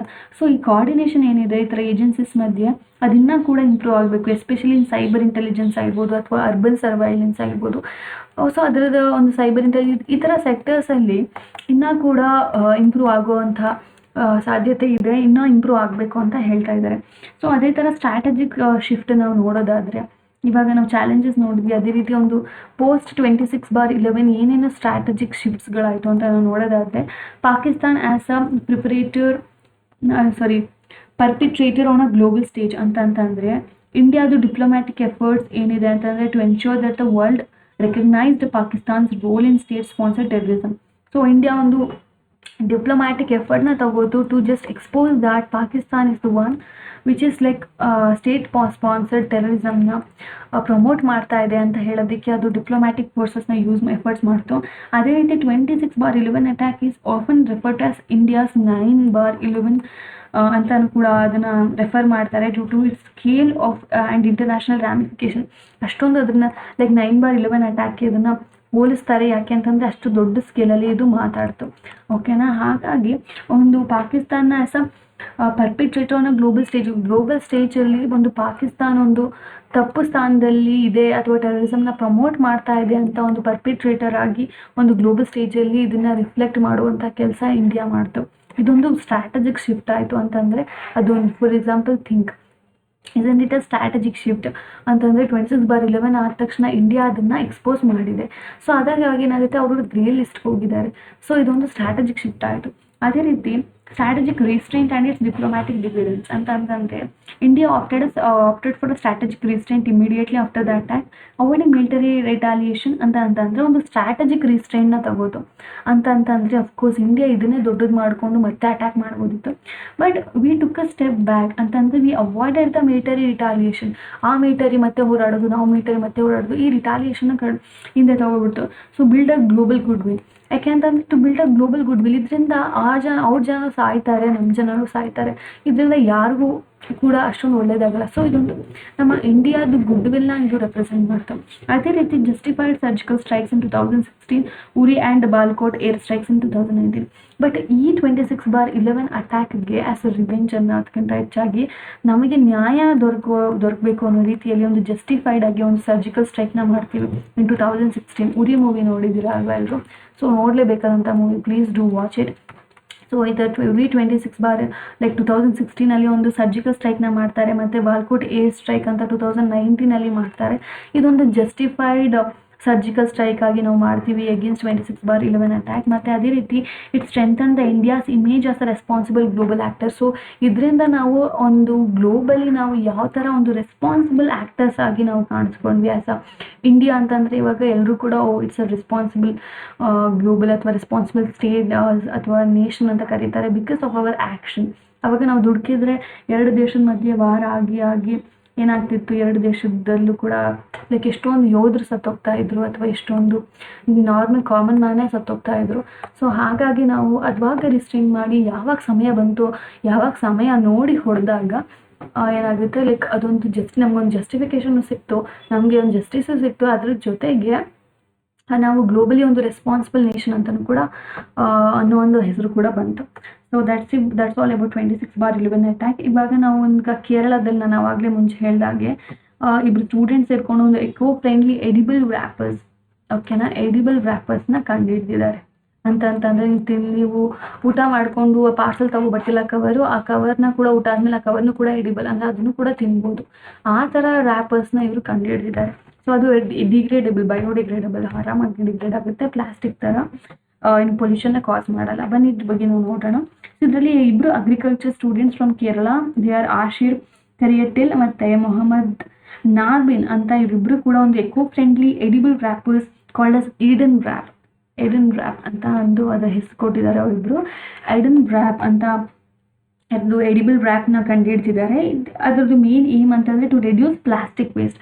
ಸೊ ಪ್ಲಾಸ್ಟಿಕ್ ವೇಸ್ಟ್ ಏನಿದೆ ಇದನ್ನು ರೆಡ್ಯೂಸ್ ಮಾಡಬೇಕು. ಹಾಗೆಯೇ ಲೈಕ್ ಯೂಶ್ವಲಿ ಫುಡ್ ಪ್ಯಾಕೇಜಿಂಗಲ್ಲಿ ಯೂಸ್ ಮಾಡ್ತಾರಲ್ಲ ಅದನ್ನು. ಅದೇ ರೀತಿ the wrapper made from bacteria cellulose. So ಬ್ಯಾಕ್ಟೀರಿಯಾದು ಸೆಲ್ಯುಲೋಸಿಂದ ಮಾಡಿದ್ದಾರೆ. ಮತ್ತು ಪ್ಲಾಂಟ್ ಡಿರೈವ್ಡ್ ಎಸೆನ್ಷಿಯಲ್ ಆಯಿಲ್ಸ್, ನೀವು ಯೂಸ್ ಮಾಡಿರ್ತೀರಲ್ವ ಎಸೆನ್ಷಿಯಲ್ ಆಯಿಲ್ಸ್ ಲೈಕ್ ಹೇಗೆ ಎಸೆನ್ಷಿಯಲ್ ಆಯಿಲ್ಸ್ ಆಗಿರ್ಬೋದು, ಈ ಥರದ್ದೆಲ್ಲ ಅಷ್ಟೊಂದು ಪ್ಲಾಂಟದ ಎಸೆನ್ಷಿಯಲ್ ಆಯಿಲ್ಸ್ ಬರುತ್ತೆ, ಅದನ್ನು ಯೂಸ್ ಮಾಡಿಕೊಂಡು ಮತ್ತು ಬ್ಯಾಕ್ಟೀರಿಯಾ ಸೆಲ್ಯುಲೋಸ್ನ ಯೂಸ್ ಮಾಡಿಕೊಂಡು ಇವರು ಬಯೋಡಿಗ್ರೇಡಬಲ್ ಎಡಿನ್ ರ್ಯಾಪ್ನ ಪ್ರಿಪೇರ್ ಮಾಡಿದ್ದಾರೆ. ಸೊ ಅದು ಬರೀ ಬಯೋಡಿಗ್ರೇಡಬಲ್ ಮಾತ್ರ ಅಲ್ಲ, it is also edible and anti microbial. ಓಕೆನಾ, ಯಾವುದೇ ರೀತಿ ಮೈಕ್ರೋಬ್ಸ್ನ ಅದು ಬೆಳೆಯೋದಕ್ಕೆ ಬಿಡಲ್ಲ. Antimicrobial and edible and also biodegradable. Biodegradable ಅಂತಂದರೆ ನೀವು ಭೂಮಿಗೆ ಅದನ್ನು ಎಸೆದಾಗ ಭೂಮಿ ಅದನ್ನು ಡಿಗ್ರೇಡ್ ಮಾಡಿಬಿಡುತ್ತೆ. ಭೂಮಿ ಡಿಗ್ರೇಡ್ ಮಾಡಿಕೊಂಡು ಅದು ಒಳಗಡೆನೆ ಸೇರಿಸ್ಕೊಂಡು ಅದು ಪೊಲ್ಯೂಷನ್ ಆಗಿ ಅಥವಾ ಒಂದು ವೇಸ್ಟ್ ಆಗಿ ನೆಲದಲ್ಲಿ ಉಳಿಯೋದಿಲ್ಲ, ಡಿಗ್ರೇಡ್ ಆಗಿಬಿಡುತ್ತೆ. ಸೊ ಎಡಿಬಲ್ ಅಂತಂದರೆ ನೀವು ಅದನ್ನು ತಿನ್ಬೋದು, ಬೇಕಾದ್ರೆ ನೀವು ತಿನ್ಬೋದು, ಏನೂ ಆಗಲ್ಲ. ಮತ್ತು ಆ್ಯಂಟಿ ಮೈಕ್ರೋಬಿಯಲ್ ಅಂತಂದರೆ ಯಾವುದೇ ರೀತಿಯ ಮೈಕ್ರೋಬ್ಸ್ನ ಬೆಳೆಯೋದಕ್ಕೆ ಬಿಡಲ್ಲ, ಅದನ್ನು ಮೈಕ್ರೋಬ್ಸ್ ಬೆಳೆದ್ರೆ ಅದನ್ನು ಸಾಯಿಸಿಬಿಡುತ್ತೆ, ಎಗೇನ್ಸ್ಟ್ ಮೈಕ್ರೋಬ್ ವರ್ಕ್ ಆಗುತ್ತೆ. So it is anti microbial. ಓಕೆನಾ, ಇದ್ರದ್ದು ಕೀ ಫೀಚರ್ಸ್ ಅಂತ ನಾವು ನೋಡೋದಾದರೆ ಈ ಇನೋವೇಷನ್ದು ಮೊದಲನೇದಾಗಿ ಆಸ್ ಐ ಸೆಡ್ ಇದೊಂದು ಎಡಿನ್ ರ್ಯಾಪ್ ಮತ್ತು ಸ್ಟೂಡೆಂಟ್ಸ್ ಡೆವಲಪ್ ಮಾಡೋದು, that is of the agriculture students like from Vellayani Kerala. So base material ಇವರು ಸೆಲ್ಯುಲೋಸ್ ಪ್ರೊಡ್ಯೂಸಿಂಗ್ ಬ್ಯಾಕ್ಟೀರಿಯಾ ಅಂತಂದರೆ ಯಾವ್ಯಾವ ಬ್ಯಾಕ್ಟೀರಿಯಾ ಸೆಲ್ಯುಲೋಸ್ನ ಪ್ರೊಡ್ಯೂಸ್ ಮಾಡುತ್ತೋ ಆ ಬ್ಯಾಕ್ಟೀರಿಯಾ ಯೂಸ್ ಮಾಡ್ಕೊಂಡಿದ್ದಾರೆ, ಅಡಿಟಿವ್ಸ್ನ ಯೂಸ್ ಮಾಡ್ಕೊಂಡಿದ್ದಾರೆ, ಎಸೆನ್ಷಿಯಲ್ ಆಯಿಲ್ಸ್ನ ಯೂಸ್ ಮಾಡ್ಕೊಂಡಿದ್ದಾರೆ, that is plant based essential oils. ಮತ್ತು ಇಮಲ್ಸಿಫೈಯರ್ಸ್ನು ಕೂಡ ಫ್ರಮ್ ಬ್ಯಾಕ್ಟೀರಿಯಾನೇ ಯೂಸ್ ಮಾಡ್ಕೊಂಡಿದ್ದಾರೆ. ಓಕೆನಾ, ಇದ್ರದ್ದು ಪ್ರಾಪರ್ಟೀಸ್ ನಾನು ಆಗಲೇ ಹೇಳಿದಾಗೆ ಇದು ಎಡಿಬಲ್, ಬಯೋಡಿಗ್ರೇಡಬಲ್ ಅಂತಂದರೆ 1 ಮಂತ್ ಒಳಗಡೆ ಇದು ಡಿಕಂಪೋಸ್ ಆಗಿಬಿಡುತ್ತೆ, ಹೊರಟೋಗ್ಬಿಟ್ಟು ಡಿಕಂಪೋಸ್ ಆಗಿಬಿಡುತ್ತೆ. ಓಕೆನಾ, 1 ಮಂತ್ ಒಳಗಡೆ. ಮತ್ತು ನೋಡೋದಕ್ಕೆ ಇದು ಪ್ಲಾಸ್ಟಿಕ್ ಥರಾನೇ ಅನಿಸುತ್ತೆ, ಪ್ಲಾಸ್ಟಿಕ್ ಲೈಕ್ ಥರನೇ ಲುಕ್ ಇದೆ ಇದ್ರದ್ದು. ಬಟ್ ಇದು ಆ್ಯಂಟಿ ಮೈಕ್ರೋಬಿಯಲ್ ಆಯಿತಾ, ಯಾವುದೇ ರೀತಿ ಮೈಕ್ರೋಬ್ಸ್ ಬೆಳೆಯೋಕ್ಕೆ ಬಿಡೋದಿಲ್ಲ. ಇದರಿಂದ ಬೆನಿಫಿಟ್ಸ್ ಏನು ಅಂತ ನಾವು ನೋಡೋದಾದರೆ ಆಸ್ ಎ ಸೆಡ್ ಪ್ಲಾಸ್ಟಿಕ್ ವೇಸ್ಟ್ನ ರಿಡ್ಯೂಸ್ ಮಾಡುತ್ತೆ. ಮತ್ತು ಒಂದು ಫುಡ್ದು ಶೆಲ್ಫ್ ಲೈಫ್ನ ಕೂಡ ಇನ್ಕ್ರೀಸ್ ಮಾಡುತ್ತೆ. ಅಫ್ಕೋರ್ಸ್ ನೀವು ಯಾವುದಾದ್ರು ಫುಡ್ನ ಪ್ಲಾಸ್ಟಿಕಲ್ಲಿ ಪಾರ್ಸಲ್ ಮಾಡ್ಕೊಬಂದರೆ ಬೇಗ ಹಾಳಾಗೋ ಚಾನ್ಸಸ್ ಇರುತ್ತೆ. ಬಟ್ ಇದರಿಂದ ಲೈಕ್ ಆ ಥರ ಆಗಲ್ಲ, ಅದ್ರದ್ದು ಶೆಲ್ಫ್ ಲೈಫ್ ಕೂಡ ಅದ್ರದ್ದು ಇನ್ಕ್ರೀಸ್ ಆಗುತ್ತೆ. But support sustainable living, of course ಎಲ್ಲರೂ ಅಷ್ಟೇ. ಸೊ ನಾನೊಂದು ಹೇಳೋದೇನೆಂದರೆ ಆದಷ್ಟು ಪ್ಲಾಸ್ಟಿಕ್ ಯೂಸ್ನ ಕಡಿಮೆ ಮಾಡಿ. Because as a human being ನಮಗೆ ಎಷ್ಟು ಹಕ್ಕಿದೆಯೋ ಈ ಜಗತ್ತಲ್ಲಿ ಪ್ರಾಣಿ ಪಕ್ಷಿಗಳಿಗೂ ಕೂಡ ಅಷ್ಟೇ ರೈಟ್ಸ್ ಇದ್ದಾವೆ. ಏನು ಡಿಫ್ರೆನ್ಸ್ ಅಂತಂದರೆ ನಾವು ಮಾತಾಡ್ತೀವಿ, ಅವು ಮಾತಾಡಲ್ಲ. ಬಟ್ ನಾವು ಊಟ ಮಾಡ್ತೀವಿ, ಅದು ಊಟ ಮಾಡುತ್ತೆ. ಸೊ ನಾವು ಖುಷಿಯಾಗಿರ್ತೀವಿ, ಅದು ಖುಷಿಯಾಗಿರ್ತವೆ. ಸೊ ನಮಗೂ ಈಕ್ವಲಿ ರೈಟ್ಸ್ ಇದೆ ಅಲ್ವಾ, ಅವ್ರಿಗೂ ಈಕ್ವಲಿ ರೈಟ್ಸ್ ಇದೆ ಅಲ್ವಾ. ಸೊ ಹಾಗಾಗಿ ಈ ಪ್ಲಾಸ್ಟಿಕ್ಕಿಂದ ಎಕೋಸಿಸ್ಟಮ್ ಹಾಳಾಗ್ತಾ ಇದೆ, ಎನ್ವಿರಾನ್ಮೆಂಟಿಗೆ ತೊಂದರೆ ಆಗ್ತಾ ಇದೆ, ಪೊಲ್ಯೂಷನ್ ಆಗ್ತಾ ಇದೆ, ಅದರಿಂದ ಪ್ರಾಣಿ ಪಕ್ಷಿಗಳಿಗೆ ತುಂಬ ತೊಂದರೆ ಆಗ್ತಾ ಇದೆ. ಹಾಗಾಗಿ ಸಸ್ಟೈನಬಲ್ ಡೆವಲಪ್ಮೆಂಟ್ ತುಂಬ ಇಂಪಾರ್ಟೆಂಟ್. ಸೊ ಈ ಥರ ಇನೋವೇಷನ್ಸಿಂದ ಒಂದು ಸಸ್ಟೈನಬಲ್ ಡೆವಲಪ್ಮೆಂಟ್ ಕ್ರಿಯೇಟ್ ಆಗುತ್ತೆ. ಸೊ ನೀವು ಅಷ್ಟೇ as a very responsible citizen, as a very responsible human being. So ಎಷ್ಟು ಸಾಧ್ಯನೋ ಅಷ್ಟು ಪ್ಲಾಸ್ಟಿಕ್ನ ಕಡಿಮೆ ಯೂಸ್ ಮಾಡಿ. ಮಾರ್ಕೆಟ್ ಹೋದಾಗ ತರಕಾರಿ ತರಕ್ಕೆ ಪ್ಲಾಸ್ಟಿಕ್ ಬ್ಯಾಗ್ ತೊಗೊಂಡೋಗ್ಬೇಡಿ, ಅಥವಾ ಪ್ಲಾಸ್ಟಿಕ್ ಬ್ಯಾಗಲ್ಲಿ ಕೊಟ್ಟರೆ ರಿಸೀವ್ ಮಾಡ್ಕೋಬೇಡಿ, ಮನೆಯಿಂದ ಬಟ್ಟೆ ಬ್ಯಾಗ್ ತೊಗೊಂಡೋಗಿ. ಸೊ ಇದರಿಂದೆಲ್ಲ like this are all the very small changes that can bring a very big difference in the world. So be responsible as a human being. ಓಕೆನಾ, so ಇದು ಹೇಳ್ತಾ ಲೆಟ್ಸ್ ಕಂಟಿನ್ಯೂ. ಸೊ ಇದು ಹೇಗೆ work ಆಗುತ್ತೆ, how does it work? ಓಕೆನಾ, ಅದನ್ನು ನಾವು ನೋಡೋದಾದರೆ ನೇಮ್ಲಿ ಲೈಕ್ ಇದೊಂದು ಸೆಲ್ಯುಲೋಸ್ ಮ್ಯಾಟ್ರಿಕ್ಸ್ ಅಲ್ವಾ, ಲೈಕ್ ಬ್ಯಾಕ್ಟೀರಿಯಾ ಪ್ರೊಡ್ಯೂಸ್ ಮಾಡಿರುವಂಥ ಸೆಲ್ಯುಲೋಸ್ನ ಯೂಸ್ ಮಾಡಿಕೊಂಡಾಗ it will forms a basic structure of wrapper. ಒಂದು ಬ್ಯಾಕ್ಟೀರಿಯಾ ಇದೆ, ಅದು ಸೆಲ್ಯುಲೋಸ್ ಪ್ರೊಡ್ಯೂಸ್ ಮಾಡ್ತಿರುತ್ತೆ. ಸೊ ಆ ಸೆಲ್ಯುಲೋಸ್ನ ನಾವು ಏನಾಗುತ್ತೆ, ಅದೊಂದು ಬೇಸಿಕ್ ರ್ಯಾಪರ್ ಥರ ಒಂದು ಬೇಸಿಕ್ ಸ್ಟ್ರಕ್ಚರ್ನ ಫಾರ್ಮ್ ಮಾಡುತ್ತೆ. ಸೊ ಆ ನಂತರ ಒಂದು ಇಮಲ್ಸಿಫೈರ್ನ ಯೂಸ್ ಮಾಡ್ಕೊಂಡಿದ್ದಾರೆ. ಆ ಇಮಲ್ಸಿಫೈರ್ ಏನು ಮಾಡುತ್ತೆ ಅಂತಂದರೆ they help in combining the ingredients and enhancing the flexibility and texture. ಒಂದು ಇಂಗ್ರೀಡಿಯೆಂಟ್ಸ್ನ ಕಂಬೈನ್ ಮಾಡೋದಕ್ಕೆ ಹೆಲ್ಪ್ ಮಾಡುತ್ತೆ. ಅದರಿಂದ ಅದೊಂದು ಫ್ಲೆಕ್ಸಿಬಿಲಿಟಿನ ಪ್ರೊವೈಡ್ ಮಾಡುತ್ತೆ. ಓಕೆನಾ, ಅಥವಾ ಒಂದು ಟೆಕ್ಸ್ಚರ್ನ ಪ್ರೊವೈಡ್ ಮಾಡುತ್ತೆ ಯಾವುದು ಇಮಲ್ಸಿಫೈಯರ್. ಮತ್ತು ಈ ಎಸೆನ್ಷಿಯಲ್ ಆಯಿಲ್ಸ್ನ ಏನಕ್ಕೆ ಯೂಸ್ ಮಾಡ್ಕೋತಾರೆ ಅಂತಂದರೆ ಅದೊಂದು ಎಸೆನ್ಷಿಯಲ್ ಆಯಿಲ್ಸಲ್ಲಿ ಜಾಸ್ತಿ ಆ್ಯಂಟಿ ಮೈಕ್ರೋಬಿಯಲ್ ಪ್ರಾಪರ್ಟೀಸ್ ಇರುತ್ತೆ. ಆದ್ದರಿಂದ ಅದ್ರದ್ದು ಶೆಲ್ಫ್ ಲೈಫ್ನ ಇನ್ಕ್ರೀಸ್ ಮಾಡೋದಕ್ಕೋಸ್ಕರ, ಅದನ್ನ ಎಕ್ಸ್ಟೆಂಡ್ ಮಾಡೋದಕ್ಕೋಸ್ಕರ ಈ ಎಸೆನ್ಷಿಯಲ್ ಆಯಿಲ್ನ ಯೂಸ್ ಮಾಡ್ಕೋತಾರೆ. ಅದೇ ರೀತಿ ಡಿಕಂಪೋಸಿಬಿಲಿಟಿ ಅಂತಂದರೆ ಅದನ್ನ ಡಿಸ್ಕಾರ್ಡ್ ಮಾಡಿದಾಗ ದ ರ್ಯಾಪರ್ ಏನಿದೆ ಅದು ಬಯೋಡಿಗ್ರೇಡ್ ಆಗುತ್ತೆ ಅಂತಂದರೆ ಅಬೌಟ್ 1 ಮಂತಲ್ಲಿ. ಸೊ ಅದೊಂದು major improvement like over plastic that take centuries to degrade. ಅಂತಂದರೆ ಒಂದು ಪ್ಲಾಸ್ಟಿಕ್ಕು ಡಿಗ್ರೇಡ್ ಆಗೋಕ್ಕೆ 1 ಸೆಂಚುರಿ ಆದರೂ ಬೇಕು. ಅದೇ ಒಂದು this one like within 1 month ಅದು ಡಿಗ್ರೇಡ್ ಆಗಿಬಿಡುತ್ತೆ. ಸೊ ಈ ಥರ ಮೆಟೀರಿಯಲ್ ಯೂಸ್ ಮಾಡಿಕೊಂಡು this is how it works ಆಯಿತಾ. ಅದೇ ರೀತಿ ಇದರಿಂದ ಎನ್ವಿರಾನ್ಮೆಂಟಲ್ ಸಿಗ್ನಿಫಿಕೆನ್ಸ್ ಅಂತ ನೋಡೋದಾದರೆ ಒಂದು ಇದು ಕಂಬ್ಯಾಕ್ಸ್ ಪ್ಲಾಸ್ಟಿಕ್ ಪೊಲ್ಯೂಷನ್. ಮೊದಲನೇದಾಗಿ ಪ್ಲಾಸ್ಟಿಕ್ ಪೊಲ್ಯೂಷನ್ ವಿರುದ್ಧ ಹೋರಾಡೋದಕ್ಕೋಸ್ಕರ ಇದೊಂದು ಒಳ್ಳೆ ಟೂಲ್ ಆಗಿ ಆ್ಯಕ್ಟ್ ಮಾಡುತ್ತೆ. ಅಂತಂದರೆ ನಾವು already like single use plastic ಆಗಿರ್ಬೋದು, ಲೈಕ್ ಅದೊಂದು ಫುಡ್ ವ್ರ್ಯಾಪರ್ಸ್, ಅದು ಕೂಡ ಸಿಂಗಲ್ ಯೂಸ್ ಪ್ಲಾಸ್ಟಿಕ್ನ ಫುಡ್ ವ್ರ್ಯಾಪಿಂಗ್ ಇದಾಗಿ ಯೂಸ್ ಮಾಡ್ಕೋತಾರೆ. So they are major contributors to non biodegradable waste. ಅಂತಂದರೆ ಲೈಕ್ ಇವಾಗ ಕೆಲವೊಂದು ನಾನ್ ಬಯೋಡಿಗ್ರೇಡಬಲ್ ವೇಸ್ಟ್ ಅಂತ ಕನ್ಸಿಡರ್ ಮಾಡ್ತಾರೆ. ಅದರಲ್ಲಿ ಜಾಸ್ತಿ ಕಾಂಟ್ರಿಬ್ಯೂಷನ್ ಸಿಂಗಲ್ ಯೂಸ್ ಪ್ಲಾಸ್ಟಿಕ್ಗೆ ಜಾಸ್ತಿ ಕಾಂಟ್ರಿಬ್ಯೂಷನ್ ಇರೋದು. ಬಿಕಾಸ್ ನಾವು ಏನೇ ಫುಡ್ ತೊಗೊಳ್ಳಿ ಬಟ್ ಅಂತ ಒಂದು ಸಿಂಗಲ್ ಯೂಸ್ ಪ್ಲಾಸ್ಟಿಕ್ಗೆ ಪ್ಯಾಕ್ ಮಾಡಿ ಕೊಟ್ಬಿಡ್ತಾರೆ. ಸೊ ಅದು ಡಿಗ್ರೇಡೇ ಆಗಲ್ಲ, ಆಯಿತಾ. ಸೊ ಅದರಿಂದ ನಾವು ಈ ಥರ ಟೂಲ್ಸ್ನ ಯೂಸ್ ಮಾಡೋದ್ರಿಂದ ಇವಾಗ ನಾವು ಐಡನ್ ವ್ರ್ಯಾಪ್ ಇದೆ, ಈ ಥರದ್ರಿಂದ ಏನಾಗ್ಬೋದು, ನಾವು ಪ್ಲಾಸ್ಟಿಕ್ ಪೊಲ್ಯೂಷನ್ನ ಕಡಿಮೆ ಮಾಡ್ಬೋದು. ಅದೇ ಥರ ಬರೀ ಇಂಡಿಯಾ ಒಂದೇ ದೇಶ ವರ್ಷಕ್ಕೆ 3.4 million tonnes of the plastic ವೇಸ್ಟ್ನ ಪ್ರೊಡ್ಯೂಸ್ ಮಾಡುತ್ತೆ. Just imagine 3.4 million tonnes. ಓಕೆನಾ, ಇಷ್ಟನ್ನು 3.4 ಮಿಲಿಯನ್ ಟನ್ಸ್ ಅಷ್ಟು ಪ್ಲಾಸ್ಟಿಕ್ ವೇಸ್ಟ್ನ ಆ್ಯನ್ಯುವಲಿ ಪ್ರೊಡ್ಯೂಸ್ ಮಾಡುತ್ತೆ ಅಂತಂದರೆ ಜಸ್ಟ್ ಥಿಂಕ್, ಬರೀ ಇಂಡಿಯಾ ದೇಶ ಒಂದೇ, ಇನ್ನು just think of the world ಅಲ್ವಾ. ಅದೇ ರೀತಿ edible packaging like Eden wrap aligns with India's goals of phasing out single use plastic. So ನಮ್ಮ ಇಂಡಿಯಾ ಗೋಲ್ ಒಂದಿದೆ, like phasing out single use ಪ್ಲಾಸ್ಟಿಕ್ನ ನಾವು ಕಂಪ್ಲೀಟಾಗಿ ಫೇಸ್ ಔಟ್ ಮಾಡಿಬಿಡ್ಬೇಕು ಅಂತ ಒಂದು ಗೋಲ್ ಇದೆ. ಅದ್ರ ಜೊತೆ ಇದು ಅಲೈನ್ ಆಗುತ್ತೆ. ಅದೇ ರೀತಿ ಒಂದು ಸಸ್ಟೈನೇಬಲ್ ಡೆವಲಪ್ಮೆಂಟ್ SDG ಗೋಲ್ಸ್ಗಳೇನಿದೆ ಅದನ್ನು ಕೂಡ ಸಪೋರ್ಟ್ ಮಾಡುತ್ತೆ. ಲೈಕ್ SDG 12 ಆಗಿರ್ಬೋದು. ಅದೇನು ಹೇಳುತ್ತೆ ಅಂತಂದರೆ ರೆಸ್ಪಾನ್ಸಿಬಲ್ ಕನ್ಸಂಪ್ಷನ್ ಆ್ಯಂಡ್ ಪ್ರೊಡಕ್ಷನ್. ಅಂತಂದರೆ ಯಾವುದೇ ರೀತಿ ಪ್ರಾಡಕ್ಟ್ಸ್ ನಾವು ರೆಸ್ಪಾನ್ಸಿಬಲಾಗಿ ಕನ್ಸ್ಯೂಮ್ ಮಾಡಬೇಕು ಮತ್ತು ರೆಸ್ಪಾನ್ಸಿಬಲಾಗಿ ಅದನ್ನ ಪ್ರೊಡಕ್ಷನ್ ಮಾಡಬೇಕು ಅಂತ SDG 12 ಹೇಳುತ್ತೆ. ಅದೇ ರೀತಿ SDG 13 ಕ್ಲೈಮೇಟ್ ಆ್ಯಕ್ಷನ್ ಬಗ್ಗೆ ಮಾತಾಡುತ್ತೆ. ಅದೇ ರೀತಿ SDG 14 ಮತ್ತು 15 life below water and life on land by reducing plastic waste ಅಂತ ಕೂಡ ಅದನ್ನು ಹೇಳುತ್ತೆ. ಸೊ ಈ ಥರ SDG ಗೋಲ್ಸ್ ಜೊತೆ ಎಲ್ಲ ಇದು ಅಲೈನ್ ಆಗುತ್ತೆ. ಅದೇ ರೀತಿ ನಾವು ನೋಡೋದಾದರೆ ಸೈಂಟಿಫಿಕ್ ಮತ್ತು ಟೆಕ್ನಾಲಜಿ ಫೀಲ್ಡಲ್ಲಿ ಯಾವ ಥರ ಇದ್ರದ್ದು ರೆಲೆವೆನ್ಸ್ ಇದೆ ಅಥವಾ ಇಂಪಾರ್ಟೆನ್ಸ್ ಇದೆ ಅಂತ ನಾವು ನೋಡೋದಾದರೆ ಇದೊಂದು like it promotes biotechnology based innovations in daily life. So daily ಲೈಫಲ್ಲಿ ಒಂದು ಬಯೋಟೆಕ್ನಾಲಜಿ ಬೇಸ್ಡ್ ಇನೋವೇಷನ್ಸ್ಗಳು ಎಷ್ಟು ಮಟ್ಟಿಗೆ ಉಪಯೋಗ ಆಗ್ಬೋದು ಅನ್ನೋದು ಅದರದ್ದು ಬಯೋಟೆಕ್ನಾಲಜಿ ಇಂಪಾರ್ಟೆನ್ಸ್ನ ಇದು ರಿಫ್ಲೆಕ್ಟ್ ಮಾಡುತ್ತೆ. ಅದೇ ರೀತಿ ಇದು illustrates the use of microbial fermentation biopolymers and green chemistry. ಅಂತಂದರೆ ಎಷ್ಟು ಚೆನ್ನಾಗಿ ನಾವು ಒಂದು ಬಯೋಪಾಲಿಮರ್ಸ್ ಆಗಿರ್ಬೋದು ಅಥವಾ ಮೈಕ್ರೋಬಿಯಲ್ ಫರ್ಮೆಂಟೇಷನ್ ಆಗಿರ್ಬೋದು ಅಥವಾ ಈ ಗ್ರೀನ್ ಕೆಮಿಸ್ಟ್ರಿನ ಎಷ್ಟು ಚೆನ್ನಾಗಿ ನಾವು ಡೈಲಿ ಲೈಫಲ್ಲಿ ಯೂಸ್ ಮಾಡ್ಕೋಬೋದು ಈ ಥರ ಸ್ಮಾಲ್ ಇನೋವೇಷನ್ಸಿಂದ ಅನ್ನೋದನ್ನು ಕೂಡ ರಿಫ್ಲೆಕ್ಟ್ ಮಾಡ್ತಾ ಇದೆ. ಅದೇ ರೀತಿ it encourages low cost community led scientific entrepreneurship ಅಂತಂದರೆ ಕಡಿಮೆ ದುಡ್ಡಲ್ಲಿ ಒಂದು ಕಮ್ಯುನಿಟಿ ಲೆಡ್ ಆಂಟರ್ಪ್ರಿನರ್ಶಿಪ್ ಅಂತಂದರೆ ಒಂದು ಕಮ್ಯುನಿಟಿ ಸೇರಿಕೊಂಡು ಒಂದು ಆಂಟರ್ಪ್ರಿನರ್ಶಿಪ್ನ ಕೂಡ ಇದು ಎಂಕರೇಜ್ ಮಾಡ್ತಾ ಇದೆ. ಅದೇ ರೀತಿ the incorporation of natural anti microbials for food safety is a step toward smart packaging ಅಂತಂದರೆ ಈ ಥರ ಟೆಕ್ನಾಲಜಿನ ನಾವು ನಮ್ಮ ಡೈಲಿ ಲೈಫಲ್ಲಿ ಇನ್ಕಾರ್ಪೊರೇಟ್ ಮಾಡ್ಕೊಳ್ಳೋದ್ರಿಂದ ಅಂದರೆ ಇಂಪ್ರೂವ್ ಮಾಡ್ಕೊಳ್ಳೋದ್ರಿಂದ ಒಂದು ಲೈಕ್ ನ್ಯಾಚುರಲ್ ಆ್ಯಂಟಿ ಮೈಕ್ರೋಬಿಯಲ್ಸ್ ಯೂಸ್ ಮಾಡಿಕೊಂಡು ಇದರಿಂದ ಒಂದು ಫುಡ್ ಸೇಫ್ಟಿಗೆ ಒಂದು ಒಳ್ಳೆ ಸ್ಮಾರ್ಟ್ ಪ್ಯಾಕೇಜಿಂಗ್ಗೆ ಒಂದು ಗುಡ್ ಸ್ಟೆಪ್ ಅಂತ ಕೂಡ ಹೇಳ್ತಾರೆ. ಓಕೆನಾ. So that's all about this Eden wrap. So ಇವಾಗ ನಾವು let's move on to the other news that is PM Poshan. ಓಕೆನಾ. PM ಪೋಷಣ್ ಸ್ಕೀಮ್ ನ್ಯೂಸಲ್ಲಿದೆ. ಸೊ ಇದ್ರ ಬಗ್ಗೆನೂ ತಿಳ್ಕೊಳ್ಳೋಣ. ಏನೇನು ಈ ಸ್ಕೀಮ್ ಯಾವಾಗ ಬಂತು, ಏನಕ್ಕೆ ಬಂತು, ಇದರ ಅಡ್ವಾಂಟೇಜಸ್ ಏನು, ಡಿಸ್ಅಡ್ವಾಂಟೇಜಸ್ ಏನು, ಚಾಲೆಂಜಸ್ ಏನು, ಏನೇನು ವೇ ಫಾರ್ವರ್ಡ್ ಅಥವಾ ಕನ್ಕ್ಲೂಷನ್ ಕೊಡ್ಬೋದು ಅಥವಾ ಏನೇನು ಸಜೆಷನ್ ಕೊಡ್ಬೋದು ಇದನ್ನ ಇಂಪ್ರೂವ್ ಮಾಡೋದಕ್ಕೆ, ಲೂಪ್ ಹೋಲ್ಸ್ಗಳೇನು, ಕಂಪ್ಲೀಟ್ ಆಗಿಲ್ಲ ತಿಳ್ಕೊಳ್ಳೋಣ.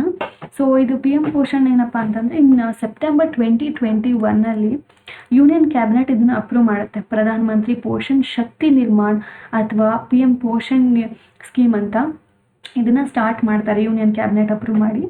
ಏನಕ್ಕೆ ಅಂತಂದರೆ for providing 1 hot cooked meal in government and government aided schools with financial ಔಟ್ಲೇ of ₹1.31 trillion ಅಂತಂದರೆ ಯಾವ್ಯಾವುದು ಗೌರ್ಮೆಂಟ್ ಸ್ಕೂಲ್ಸ್ಗಳಿದ್ದಾವೆ ಅಥವಾ ಗೌರ್ಮೆಂಟ್ ಏಡೆಡ್ ಸ್ಕೂಲ್ಸ್ಗಳಿದ್ದಾವೆ ಅಲ್ಲೆಲ್ಲನೂ ಕೂಡ ಅಟ್ಲೀಸ್ಟ್ 1 ಟೈಮು ಹಾಟ್ ಮೀಲ್ನ ಪ್ರೊವೈಡ್ ಮಾಡೋದಕ್ಕೋಸ್ಕರ ಈ PM ಪೋಷಣ್ ಅನ್ನೋ ಸ್ಕೀಮ್ನ ತರ್ತಾರೆ. ಓಕೆನಾ. ಸೊ ಈ ಸ್ಕೀಮ್ ಏನು ಮಾಡ್ತು, it replace the national programme for mid day meal in schools R mid day meal scheme ಅಂತ ಇತ್ತು. ಇದನ್ನೇ ಮುಂಚೆ ಮಿಡ್ ಡೇ ಮೀಲ್ ಸ್ಕೀಮ್ ಅಂತ ಕರೀತಾ ಇದ್ರು. ಆ ಮಿಡ್ ಡೇ ಮೀಲ್ನ ಸ್ಕೀಮ್ನ ರಿಪ್ಲೇಸ್ ಮಾಡಿ PM ಪೋಷಣ್ ಸ್ಕೀಮ್ ಬಂತು. ಓಕೆನಾ. ಇವಾಗ ಮಿಡ್ ಡೇ ಮೀಲ್ ಸ್ಕೀಮ್ ಇಲ್ಲ, ಅದನ್ನೇ ರಿಪ್ಲೇಸ್ ಮಾಡಿದ್ದೆ PM ಪೋಷಣ್. ಓಕೆನಾ. ಅದು ಇದ್ರದ್ದು ಫೀಚರ್ಸ್ ಏನಪ್ಪ ಅಂತ ನೋಡೋದಾದರೆ, ಇದು ಕವರೇಜ್ ನೋಡೋಣ. ಮೊದಲೇ ಫೀಚರ್ಸಲ್ಲಿ ಮೊದಲನೇದಾಗಿ ಕವರೇಜ್ ನೋಡೋಣ, ಯಾವ ಥರ ಕವರ್ ಮಾಡುತ್ತೆ ಅಂತ. ಸೊ ಇದು majorly primary like 1 to 5th ಯಾರು ಓದ್ತಾರೆ ಆ ಪ್ರೈಮರಿ ಸ್ಕೂಲ್ ಮಕ್ಕಳು, ಮತ್ತು ಅಪ್ಪರ್ ಪ್ರೈಮರಿ ಅಂತ ಬಂತಂದರೆ 6 to 8. ಓಕೆನಾ. ಅದೇ ಥರ school children are currently entitled to 100 grams. So they are entitled to 100 grams and 150 grams of food grains per working day each to ensure a minimum of 700 calories.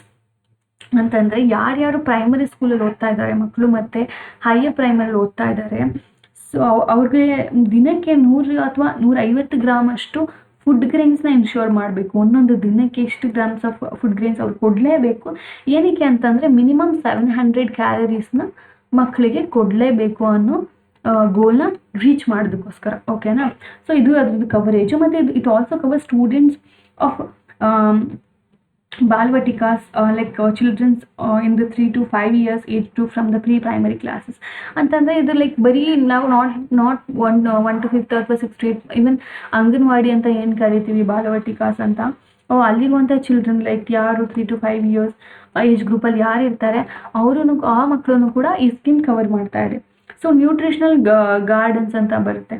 ಏನಿದು nutritional gardens ಅಂತ ಇದು ನೋಡೋದಾದರೆ, ಇದು locally grown ಆಗಿರುವಂತಹ ಒಂದು nutritional food ಐಟಮ್ಸ್ನ encourage ಮಾಡ್ತಾ ಇದೆ ನಮ್ಮದು ಸ್ಕೂಲ್ ನ್ಯೂಟ್ರಿಷನ್ ಗಾರ್ಡನ್ಸ್ ಅಂತಂದರೆ for boosting the local economic growth and will also include involvement of farmers, producer organisation and women self help groups in the implementation of the schemes. ಅಂತಂದರೆ ಒಂದು nutritional gardens ಅಂತ ಕರೀತಾರೆ. ಅಲ್ಲಲ್ಲೇ ಲೋಕಲಲ್ಲಿ ಬೆಳೆದಿರುವಂತಹ grains ಆಗಿರ್ಬೋದು, ಅಥವಾ ಅಲ್ಲೇ ಒಂದು ಫಾರ್ಮರ್ಸ್ ಪ್ರೊಡ್ಯೂಸರ್ ಆರ್ಗನೈಸೇಷನಿಂದ ಬಂದಿರುವಂಥ ಗ್ರೇನ್ಸ್ ಆಗಿರ್ಬೋದು, ಅಥವಾ ಸ್ಕೂಲಲ್ಲಿ ಗಾರ್ಡನಲ್ಲಿ ಬೆಳೆದಿರುವಂಥ ಗ್ರೇನ್ಸ್ನೇ ಯೂಸ್ ಮಾಡಿಕೊಂಡು ಈ ಸ್ಕೀಮಲ್ಲಿ ಯೂಸ್ ಮಾಡ್ತಾರೆ. ಸೊ ಇದರಲ್ಲಿ ಏನಪ್ಪ ಅಂತಂದರೆ ಅಲ್ಲಿರುವಂಥ ಸೆಲ್ಫ್ ಹೆಲ್ಪ್ ಗ್ರೂಪ್ಸ್ ಆಗಿರ್ಬೋದು ಅಥವಾ FPOs ಆಗಿರ್ಬೋದು, ಇವರೆಲ್ಲರೂ ಕೂಡ ಇನ್ವಾಲ್ವ್ಮೆಂಟ್ ಈ ಸ್ಕೀಮ್ನ ಇಂಪ್ಲಿಮೆಂಟ್ ಮಾಡ್ತಾ ಇದ್ದಾರೆ. ಸೊ ಇದರಲ್ಲಿ ಸಪ್ಲಿಮೆಂಟರಿ ನ್ಯೂಟ್ರಿಷನ್ ಅಂತ ಬರುತ್ತೆ. ಅಂತಂದರೆ ಈ ಸ್ಕೀಮಲ್ಲಿ ಸಪ್ಲಿಮೆಂಟ್ರಿ ನ್ಯೂಟ್ರಿಷನ್ ಕೂಡ ಪ್ರೊವೈಡ್ ಮಾಡ್ತಾರೆ, ಬರೀ ನ್ಯೂಟ್ರಿಷನ್ ಅಲ್ಲ. ಜೊತೆಗೆ ಸಪ್ಲಿಮೆಂಟ್ರಿ ನ್ಯೂಟ್ರಿಷನ್ ಅಂತಂದರೆ ಅದೇ ಲೈಕ್ ಚಿಲ್ಡ್ರನ್ಗೆ in aspirational districts and those with high prevalence of anaemia. ಕೆಲವೊಂದು ಆಸ್ಪಿರೇಷನಲ್ ಡಿಸ್ಟ್ರಿಕ್ಟ್ಸ್ ಅಂತ ಇರುತ್ತೆ. ಅಂತಂದರೆ ಯಾವುದು ಡಿಸ್ಟ್ರಿಕ್ಟ್ ತುಂಬಾ ಲೋ ಕ್ವಾಲಿಟಿ ಲೈಕ್ ತುಂಬ ಅಷ್ಟೊಂದು ಇಂಪ್ರೂವ್ ಆಗಿರಲ್ಲ, ಡಿಸ್ಅಡ್ವಾಂಟೇಜ್ ಆಗಿರುತ್ತೆ, ಆ ಥರದ ಲೈಕ್ ತುಂಬ ಪುವರ್ಸ್ ಇರ್ತಾರೆ. ಅಂಥ ಡಿಸ್ಟ್ರಿಕ್ಕಲ್ಲಿ ಯಾವ್ಯಾವ ಮಕ್ಕಳು ತುಂಬ ಅನೀಮಿಯಾಗೆ ಸಸೆಪ್ಟಿಬಲ್ ಆಗಿರ್ತಾರೆ, ಅಲ್ಲಿ ಒಂದು ಸಪ್ಲಿಮೆಂಟ್ರಿ ನ್ಯೂಟ್ರಿಷನ್ನ ಪ್ರೊವೈಡ್ ಮಾಡುವಂತಹ ಒಂದು ಪ್ರಿವಿಲೇಜ್ ಕೂಡ ಈ ಸ್ಕೀಮ್ ಪ್ರೊವೈಡ್ ಮಾಡುತ್ತೆ. ಬಿಕಾಸ್ ಅವ್ರಿಗೆ ಜಾಸ್ತಿ ನ್ಯೂಟ್ರಿಷನ್ ಬೇಕಾಗಿರುತ್ತೆ ಅಂಥ ಜಾಗದಲ್ಲಿ. So it does away with the restriction on the part of the center to provide funds only for wheat, rice, pulses and vegetable. ಅಂತಂದರೆ ಮುಂಚೆ ಸೆಂಟರು ಬರೀ ವೀಟ್ ಆಗಿರ್ಬೋದು, ರೈಸ್ ಆಗಿರ್ಬೋದು, ಪಲ್ಸಸ್ ಅಥವಾ ವೆಜಿಟೇಬಲ್ಸ್ ಇದಕ್ಕೆ ಮಾತ್ರ ಫಂಡ್ಸ್ನ ಪ್ರೊವೈಡ್ ಮಾಡ್ತಿತ್ತು. ಬಟ್ ಇವಾಗ ಹಾಗಲ್ಲ, ಲೈಕ್ ಎಲ್ಲದಕ್ಕೂ ಪ್ರೊವೈಡ್ ಮಾಡುತ್ತೆ. ಲೈಕ್ ಕರೆಂಟ್ಲಿ ಯಾವುದಾದ್ರು ಸ್ಟೇಟ್ ಡಿಸೈಡ್ ಮಾಡುತ್ತೆ ಅಂತ ಅಂದ್ಕೊಳ್ಳಿ, to add any component like ಒಂದು ಮಿಲ್ಕ್ನ ಆ್ಯಡ್ ಮಾಡಬೇಕು, ಅವ್ರ ಊಟದಲ್ಲಿ ಎಗ್ಸ್ನ ಕೊಡಬೇಕು, ಅವ್ರ ಮೆನುವಲ್ಲಿ ಎಗ್ಸ್ನ ಇನ್ಕ್ಲೂಡ್ ಮಾಡಬೇಕು ಅಂತ ಅಂದ್ಕೊಳ್ಳಿ. ಆವಾಗ ದ ಸೆಂಟರ್ ಡಸ್ ನಾಟ್ ಬೇರ್ the additional cost. Now that restriction has been lifted. So ಆವಾಗ ಮುಂಚೆ ಅವಾಗ ಏನಾಗ್ತದೆ, ಈ ಥರ ಅಡಿಷ್ನಲ್ ಆಗಿ ಮೆನುಗೆ ಆ್ಯಡ್ ಮಾಡಿದಾಗ ಸೆಂಟ್ರಲ್ ಗೌರ್ಮೆಂಟು ಆ ಫಂಡ್ನ ಬೇರ್ ಮಾಡ್ತಿರ್ಲಿಲ್ಲ. ಇವಾಗ ಆ ರಿಸ್ಟ್ರಿಕ್ಷನ್ನ ತೆಗೆದು ಹಾಕಿದ್ದಾರೆ. ಲೈಕ್ ಇವಾಗ ಅಕಸ್ಮಾತ್ ಈ ಥರ ಮೆನುವಲ್ಲಿ ಯಾವ್ದಾದ್ರು ನ್ಯೂಟ್ರಿಷನಲ್ ಫುಡ್ನ ಆ್ಯಡ್ ಮಾಡಿದ್ರೆ ಸೆಂಟರ್ ವಿಲ್ ಬೇರ್ ದಟ್ ಕಾಸ್ಟ್. ಓಕೆನಾ. ಅದೇ ರೀತಿ ತಿಥಿ ಭೋಜನ್ ಕಾನ್ಸೆಪ್ಟ್ ಅಂತ ಇರ್ತಾರೆ. ಓಕೆನಾ. ವಾಟ್ ಈಸ್ ದಿಸ್ ತಿಥಿ ಭೋಜನ್ ಕಾನ್ಸೆಪ್ಟ್? ಓಕೆ, ಇದ್ರ ಪ್ರಕಾರ ಏನಪ್ಪ ಅಂತಂತಂದರೆ it's a community participation programme in which people provide special food to children on a special occasions, festivals ಅಂತಂದರೆ ತಿಥಿ ಭೋಜನ್ ಕಾನ್ಸೆಪ್ಟ್ ಏನಪ್ಪ ಅಂತಂತಂದರೆ ಒಂದು ಸ್ಪೆಷಲ್ ಯಾವುದೋ ಒಂದು ಹಬ್ಬ ಇದೆ, ಯಾವುದೋ ಒಂದು ಇಂಪಾರ್ಟೆಂಟ್ ಜಾತ್ರೆ ಇದೆ ಊರಲ್ಲಿ, ಆ ಥರ ಸ್ಪೆಷಲ್ ಒಕೇಶನ್ಸಲ್ಲಿ ಈ ಥರ ಊರಿನ ಜನ ಸೇರಿಕೊಂಡು ಅಥವಾ ಒಂದು ಕಮ್ಯುನಿಟಿ ಸೇರಿಕೊಂಡು ಮಕ್ಕಳಿಗೆ ಊಟನ ಪ್ರಿಪೇರ್ ಮಾಡೋದು. ಓಕೆನಾ. ಸೊ ಇದೇ ತಿಥಿ ಭೋಜನ್ ಕಾನ್ಸೆಪ್ಟು. ಓಕೆನಾ. ಇದರಿಂದ ಏನಾಗುತ್ತೆ, ಫೆಸ್ಟಿವಲಲ್ಲಿ ಮಕ್ಕಳಿಗೆ ಇನ್ನೂ ಚೆನ್ನಾಗಿರೋ ಊಟ ಸಿಗುತ್ತೆ, ಅದರಿಂದ ಇನ್ನೂ ಚೆನ್ನಾಗಿ ನ್ಯೂಟ್ರಿಷನ್ ಸಿಗುತ್ತೆ ಅನ್ನೋದೇ ಈ ತಿಥಿ ಭೋಜನ್ ಕಾನ್ಸೆಪ್ಟ್. ಓಕೆನಾ. ಆ ನಂತರ ಈ ಡೈರೆಕ್ಟ್ ಬೆನಿಫಿಟ್ ಟ್ರಾನ್ಸ್ಫರ್ ಅಂತಲೂ ಕೂಡ ನಾವು ಈ ವಿಷಯ ನಾವು ಇದು ಲಿಂಕ್ ಮಾಡ್ಬೋದು. ಹೇಗೆ ಅಂತಂದರೆ the centre has directed the state and the Union Territories to switch to direct benefit transfer system for providing compensation to the cooks and helpers working under the scheme ಅಂತಂದ್ರೆ ಡೈರೆಕ್ಟ್ ಬೆನಿಫಿಟ್ ಟ್ರಾನ್ಸ್ಫರ್ ಅಂತಂದ್ರೆ ಈ state ಮತ್ತೆ union territories ಏನಿದಾವೆ ನೀವಿಬ್ರು ಕೂಡ switch ಆಗಿಬಿಡಿ direct benefit ಟ್ರಾನ್ಸ್ಫರ್ಗೆ. So that ಯಾರ್ಯಾರು cook ಅಲ್ಲಿ work ಮಾಡ್ತಾ ಇದ್ದಾರೆ ಅಥವಾ ಹೆಲ್ಪರ್ಸ್ ವರ್ಕ್ ಆಗ್ತಾ ಇದ್ದಾರೆ ಅವ್ರಿಗೆ ಡೈರೆಕ್ಟ್ ಆಗಿ ಬೆನಿಫಿಟ್ ಸೆಂಟರ್ ಇಂದ ಡೈರೆಕ್ಟ್ ಅವ್ರ ಅಕೌಂಟ್ಗೆ ಹೋಗ್ಲಿ ಅಂತ ಈ ತರ ಸಿಸ್ಟಮ್ ಕೂಡ ಮಾಡಿದೆ. ಸೊ ಇದರಿಂದ ಏನು ಎನ್ಶೂರ್ ಆಗುತ್ತೆ ಅಂತಂದ್ರೆ ಯಾವುದೇ ತರ ಮನಿ ಲೀಕೇಜಸ್ ಆಗಲ್ಲ at the level of district administration ಆಗಿರ್ಬೋದು ಅಥವಾ ಅದರ್ ಅಥಾರಿಟೀಸ್. ಮುಂಚೆ ಏನಾಗ್ತಿದ್ದು, ಈಗ ಕುಕ್ಸ್ ಆಗಿರ್ಬೋದು ಅಥವಾ ಹೆಲ್ಪರ್ಸ್ ಆಗಿರ್ಬೋದು, ಅವ್ರಿಗೆ ಸರ್ಕಾರ ಸೆಂಟ್ರಲ್ ಗೌರ್ಮೆಂಟಿಂದ ಫಂಡ್ಸ್ ಕಳಿಸ್ತಾ ಇತ್ತು. ಬಟ್ ಆದರೆ ಏನಾಗ್ತಿತ್ತು, ಅವ್ರಿಗೆ ತಲುಪೋ ಅಷ್ಟರಲ್ಲಿ ಆ ಫಂಡು ಸ್ಟೇಟಿಗೆ ಬರಬೇಕು, ಸ್ಟೇಟಿಂದ ಡಿಸ್ಟ್ರಿಕ್ಟ್ ಬರಬೇಕು, ಡಿಸ್ಟ್ರಿಕ್ಕಿಂದ ತಾಲೂಕು ಬರಬೇಕು, ತಾಲೂಕಿಂದ ಹೋಬ್ಳಿಗೆ ಬರಬೇಕು, ಆಮೇಲೆ ಅವ್ರ ಹಳ್ಳಿಗೆ ಹೋಗ್ಬೇಕು, ಆಮೇಲೆ ಆ ಪರ್ಟಿಕ್ಯುಲರ್ ಮನುಷ್ಯನಿಗೆ ಅದು ತಲುಪಬೇಕು. ಇಷ್ಟು ಬರೋ ಅಷ್ಟರಲ್ಲಿ ಎಷ್ಟೋ ಜನ ಆ ಫಂಡನ್ನ 1,000ನ ಅವ್ರು ಬರೋ ಅಷ್ಟರಲ್ಲಿ 500 ರೂಪಾಯಿ ಮಾಡಿಬಿಡ್ತಿದ್ರು ಬಿಕಾಸ್ ಆಫ್ ಕರಪ್ಷನ್.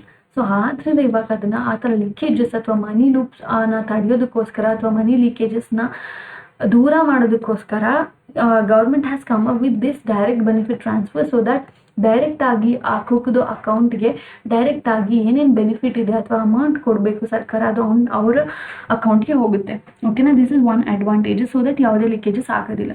ಅದೇ ಥರ ನ್ಯೂಟ್ರಿಷನಲ್ ಎಕ್ಸ್ಪರ್ಟ್ ಅಂತಂತಂದರೆ, ಸೊ ಒಂದು ನ್ಯೂಟ್ರಿಷನ್ ಎಕ್ಸ್ಪರ್ಟ್ನ ಅಪಾಯಿಂಟ್ ಮಾಡಬೇಕು in each and every school whose responsibilities to ensure that health aspect such as body mass index ಆಗಿರ್ಬೋದು, ಚೈಲ್ಡ್ದು ವೆಯ್ಟ್ ಆಗಿರ್ಬೋದು ಅಥವಾ ಅದ್ರದ್ದು ಹಿಮೋಗ್ಲೋಬಿನ್ ಲೆವೆಲ್ ಆಗಿರ್ಬೋದು, ಅದನ್ನು ಅಡ್ರೆಸ್ ಮಾಡ್ಬೋದು ಅಂತ. ಲೈಕ್ ಒಂದೊಂದು ಸ್ಕೂಲ್ಗೂ ಕೂಡ ಈ ಥರ ಒಂದು ನ್ಯೂಟ್ರಿಷನಲ್ ಎಕ್ಸ್ಪರ್ಟ್ನ ಅಪಾಯಿಂಟ್ ಮಾಡಬೇಕು. ಸೊ ದಟ್ ಅವ್ರಿಗೆ ಲೈಕ್ ಫಾರ್ ಎಕ್ಸಾಂಪಲ್ ಒಂದು ನ್ಯೂಟ್ರಿಷನ್ ಎಕ್ಸ್ಪರ್ಟ್ ಅಂತ ಅಪಾಯಿಂಟ್ ಮಾಡಿದಾಗ he or she will go to each and every school, ಅಥವಾ ಒಂದು ಸ್ಕೂಲ್ನ ಅಲಾಟ್ ಮಾಡ್ಬೋದು ಅಥವಾ ತುಂಬ ಗ್ರೂಪ್ ಆಫ್ ಸ್ಕೂಲ್ಸ್ನ ಒಬ್ಬರಿಗೆ ಅಲಾಟ್ ಮಾಡ್ಬೋದು. ಸೊ ದಟ್ ಅವರು ರೌಂಡ್ಸ್ ಹಾಕ್ಕೊಂಡು ಪ್ರತಿಯೊಂದು ಚೈಲ್ಡ್ದು ಬಾಡಿ ಮಾಸ್ ಇಂಡೆಕ್ಸ್ ಎಷ್ಟಿದೆ, ವೆಯ್ಟ್ ಎಷ್ಟಿದೆ, ಹೈಟ್ ಎಷ್ಟಿದೆ, ಹಿಮೋಗ್ಲೋಬಿನ್ ಲೆವೆಲ್ ಎಷ್ಟಿದೆ, ಇದನ್ನೆಲ್ಲ ಕ್ಯಾಲ್ಕುಲೇಟ್ ಮಾಡೋದ್ರಿಂದ they can ensure the nutrition of a child is good or whether that is in the bad condition, ಅದನ್ನು ಎನ್ಶೋರ್ ಮಾಡ್ಬೋದು. ಸೊ ದಟ್ ಮುಂದೆ ಅದರದ್ದು ಆ್ಯಕ್ಷನ್ಸ್ ತಗೋಬೋದು ಅಂತ. ಅದೇ ರೀತಿ ಒಂದು ಸೋಷಿಯಲ್ ಆಡಿಟ್ ಸ್ಕೀಮ್ ಅಂತಂದರೆ ಲೈಕ್ ಒಂದು ಸೋಷಿಯಲ್ ಆಡಿಟಿಂಗ್ ಮಾಡೋದನ್ನು ಕೂಡ ಮ್ಯಾಂಡೇಟ್ ಮಾಡಿದ್ದಾರೆ. ಲೈಕ್ ಫಾರ್ ಈಚ್ ಸ್ಕೂಲ್, ಒಂದೊಂದು ಸ್ಕೂಲು ಕೂಡ ಸೋಷಿಯಲ್ ಆಡಿಟ್ನ ಮಾಡಬೇಕು. ಲೈಕ್ ಒಂದೊಂದು ಸ್ಟೇಟಲ್ಲಿ ಕೂಡ to study the implementation of the schemes. ಏನಕ್ಕೆ ಈ ಥರ ಸೋಷಿಯಲ್ ಆಡಿಟ್ ಮಾಡಬೇಕು ಅಂತಂದರೆ ಇಂಪ್ಲಿಮೆಂಟೇಷನ್ ಹೇಗಾಗ್ತಿದೆ. So which was so far not being done by all the states. So ಇಲ್ಲಿ ತನಕ ಲೈಕ್ ಎಷ್ಟೊಂದು ಸ್ಟೇಟ್ಸ್ಗಳು ಮಾಡಿಲ್ಲ. ಸೊ ಈ ಸ್ಕೀಮ್ ಯಾವ ಥರ ಇಂಪ್ಲಿಮೆಂಟೇಷನ್ ಆಗಿದೆ, ಯಾವ ಥರ ಸ್ಟೇಟಲ್ಲಿ ಇದೆ ಅಂತ ತಿಳ್ಕೊಳ್ಳೋದಕ್ಕೋಸ್ಕರ ಈ ಸೋಷಿಯಲ್ ಆಡಿಟಿಂಗ್ನು ಕೂಡ ಮ್ಯಾಂಡೇಟ್ ಮಾಡಿದ್ದಾರೆ. ಅದೇ ಥರ okay, that's all about this PM Poshan scheme. I think ನಿಮಗೆಲ್ಲರಿಗೂ ಚೆನ್ನಾಗಿ ಅರ್ಥ ಆಗಿದೆ ಅನ್ಕೋತೀನಿ. ಸೊ ಇವಾಗ ನೆಕ್ಸ್ಟ್ ನ್ಯೂಸ್ ಏನಿದೆ ಅಂತ ನೋಡೋದಾದರೆ salt pans land is in news. ಏನಿದು salt pans land? I think ನೀವು ಇದನ್ನ ಜಿಯೋಗ್ರಫಿಲಿ ಕೇಳಿರ್ತೀರ. ಓಕೆ, ಕೇಳಿಲ್ಲದೆ ಇದ್ರೂ ಪರವಾಗಿಲ್ಲ, I will be there to explain. So ನ್ಯೂಸಲ್ಲಿ ಏನಿದೆ ಅಂತಂತಂದರೆ ಸೆಂಟರ್ ಅಪ್ರೂವ್ ಮಾಡಿದೆ the transfer of 256 acres of salt pan land in Mumbai to Dharavi redevelopment project private limited, that is DRPPL, for building rental housing for slum dwellers ಅಂತಂದರೆ centre ಏನು ಮಾಡಿದೆ ಅಂತಂದರೆ ಈ salt pans land ಇತ್ತು ಮುಂಬೈಯಲ್ಲಿ, ಅದನ್ನು DRPPL ಅಂತ ಒಂದು ಪ್ರೈವೇಟ್ ಲಿಮಿಟೆಡ್ ಕಂಪನಿ ಇದೆ. ಅಂತಂದರೆ ಧಾರವಿ ರೀಡೆವಲಪ್ಮೆಂಟ್ ಪ್ರಾಜೆಕ್ಟ್ ಅಂತಂದರೆ ಡೆವಲಪ್ ಮಾಡುವಂಥ ಒಂದು ಪ್ರಾಜೆಕ್ಟ್ ಕಂಪನಿ. ಅದಕ್ಕೆ ಏನಕ್ಕೆ ಅಂತಂದರೆ ಅದನ್ನು ಟ್ರಾನ್ಸ್ಫರ್ ಮಾಡಿದೆ, ಇಷ್ಟು ಎಕರ್ಸ್ನ ಅಪ್ರೂವ್ ಮಾಡಿ ಟ್ರಾನ್ಸ್ಫರ್ ಮಾಡಿದೆ ಅಂತಂದರೆ to build the rental house to slum dwellers. ಯಾರ್ಯಾರು ಸ್ಲಮ್ಮಲ್ಲಿ ಜನ ಮುಂಬೈಯಲ್ಲಿದ್ದಾರೆ ಅವರೆಲ್ಲರಿಗೂ ಕೂಡ ಒಂದು ರೆಂಟಲ್ ಹೌಸ್ನ ಪ್ರೊವೈಡ್ ಮಾಡೋದಕ್ಕೋಸ್ಕರ ಈ ಪರ್ಟಿಕ್ಯುಲರ್ ಸಾಲ್ಟ್ ಪ್ಯಾನ್ಸ್ ಲ್ಯಾಂಡ್ನ ಗೌರ್ಮೆಂಟ್ ಅಪ್ರೂವ್ ಮಾಡಿ ಟ್ರಾನ್ಸ್ಫರ್ ಮಾಡಿದೆ ಈ ಪರ್ಟಿಕ್ಯುಲರ್ ಕಂಪ್ನಿಗೆ. ಸೊ ದಟ್ ಅವ್ರು ರೆಂಟಲ್ ಹೌಸ್ನ ಬಿಲ್ಡ್ ಮಾಡಿ ಈ ಥರ ಸ್ಲಮ್ ಡ್ವೆಲ್ಲರ್ಸ್ಗೆ ಕೊಡೋದಕ್ಕೋಸ್ಕರ. ಸೊ ದಟ್ ಸ್ಲಮ್ ಡ್ವೆಲ್ಲರ್ಸ್ ಇನ್ನು ಅವ್ರ ಸ್ಲಮ್ಮಲ್ಲಿ ಅಥವಾ ಅನ್ಹೈಜಿನಿಕ್ ಕಂಡೀಷನಲ್ಲಿ ಇರೋದನ್ನ ಬಿಟ್ಟು ಈ ಥರ ಒಳ್ಳೆ ಹೌಸಲ್ಲಿ ಇರಲಿ ಅನ್ನೋ ಕಾರಣಕ್ಕೋಸ್ಕರ. ಸೊ ಇದರಿಂದ ಎನ್ವಿರಾನ್ಮೆಂಟಲಿಸ್ಟ್ ಏನು ಮಾಡಿದ್ದಾರೆ ಅಂತಂದರೆ they have raised ecological concern about construction on the salt pans land. So ಇದರಿಂದ ಯಾರ್ಯಾರು ಎನ್ವಿರಾನ್ಮೆಂಟಲಿಸ್ಟ್ ಇದ್ದಾರೆ ಅವರೆಲ್ಲರೂ ಕೂಡ ಇದರಿಂದ ಒಂದು ಕನ್ಸರ್ನ್ಸ್ನ ಅಥವಾ ಅವ್ರ ವಾಯ್ಸ್ನ ರೇಸ್ ಮಾಡಿದ್ದಾರೆ. ಯಾಕೆ ಅಂತಂದರೆ like they are constructing those infrastructure on the salt pans land. ಯಾಕೆ ಸಾಲ್ಟ್ ಪ್ಯಾನ್ಸ್ ಲ್ಯಾಂಡಲ್ಲಿ ಅಥವಾ ಸಾಲ್ಟ್ ಪ್ಯಾನ್ ಲ್ಯಾಂಡಲ್ಲಿ ಕಟ್ಟೋದ್ರಿಂದ ಏನಾದರೂ ತೊಂದರೆನಾ? ಹೌದಾ, ನೋಡೋಣ ಬನ್ನಿ. ಸೊ ಏನಿದು ಸಾಲ್ಟ್ ಪ್ಯಾನ್ ಲ್ಯಾಂಡ್ ಅಂತ ಬಂತಂದರೆ ಇದೇನಂತಂದರೆ ಇದು they are just low line tracts of land where sea water periodically flows in and leaving behind deposit of salt and minerals ಅಂತಂದರೆ ಒಂದು ಲ್ಯಾಂಡ್ ಅಂತ ಅಂದ್ಕೊಳ್ಳಿ, ಅದರಲ್ಲಿ ಇದು ಲೋ ಲೈಯಿಂಗ್ ಲ್ಯಾಂಡ್. ಸೊ ಇದರಲ್ಲಿ ಏನಾಗುತ್ತೆ ಅಂತಂದರೆ ಪೀರಿಯಾಡಿಕಲಿ ಅವಾಗವಾಗ ಸಿ ವಾಟರ್ ಬಂದು ಬಂದು ಹೋಗ್ತಾ ಇರುತ್ತೆ. ಅದು ಹೋಗುವಾಗ ಅದರದ್ದು ಸಾಲ್ಟ್ ಮತ್ತು ಮಿನರಲ್ಸ್ನ ಬಿಟ್ಟು ಹೋಗುತ್ತೆ. ಅದೇ ಇದು ಸಾಲ್ಟ್ ಪ್ಯಾನ್ ಲ್ಯಾಂಡ್. ಓಕೆನಾ, ಇದೊಂದು like it's a very low lying tract of land where sea waters periodically flows in and leaving behind deposits of salt and ಮಿನರಲ್ಸ್ನ ಬಿಟ್ಟು ಹೋಗುತ್ತೆ. ಆ ಥರ ಬಿಟ್ಟು ಹೋಗಿರುವಂತಹ ಲ್ಯಾಂಡೇ ಈ salt pan land. So this natural process plays a critical role in maintaining the balance of coastal ecosystem. So ಇದು ತುಂಬ important to maintain the ecosystem of coastal. ಇಲ್ಲಿ ಸಮುದ್ರ ಇದೆ ಅಂತಂತಂದರೆ ಸೊ ಈ ಕೋಸ್ಟಲ್ ಎಕೋಸಿಸ್ಟಮ್ನ ಮೇಂಟೈನ್ ಮಾಡೋದಕ್ಕೆ ತುಂಬಾ ಇಂಪಾರ್ಟೆಂಟ್ ರೋಲ್ನ ಪ್ಲೇ ಮಾಡುತ್ತೆ ಅಲ್ವಾ. ಅಕಸ್ಮಾತ್ ಇದಿಲ್ಲ ಅಂತಂತಂದರೆ ಲೈಕ್ ವಾಟ್ಸ್ ದ ಸಿಚುವೇಶನ್ ಅಲ್ವಾ.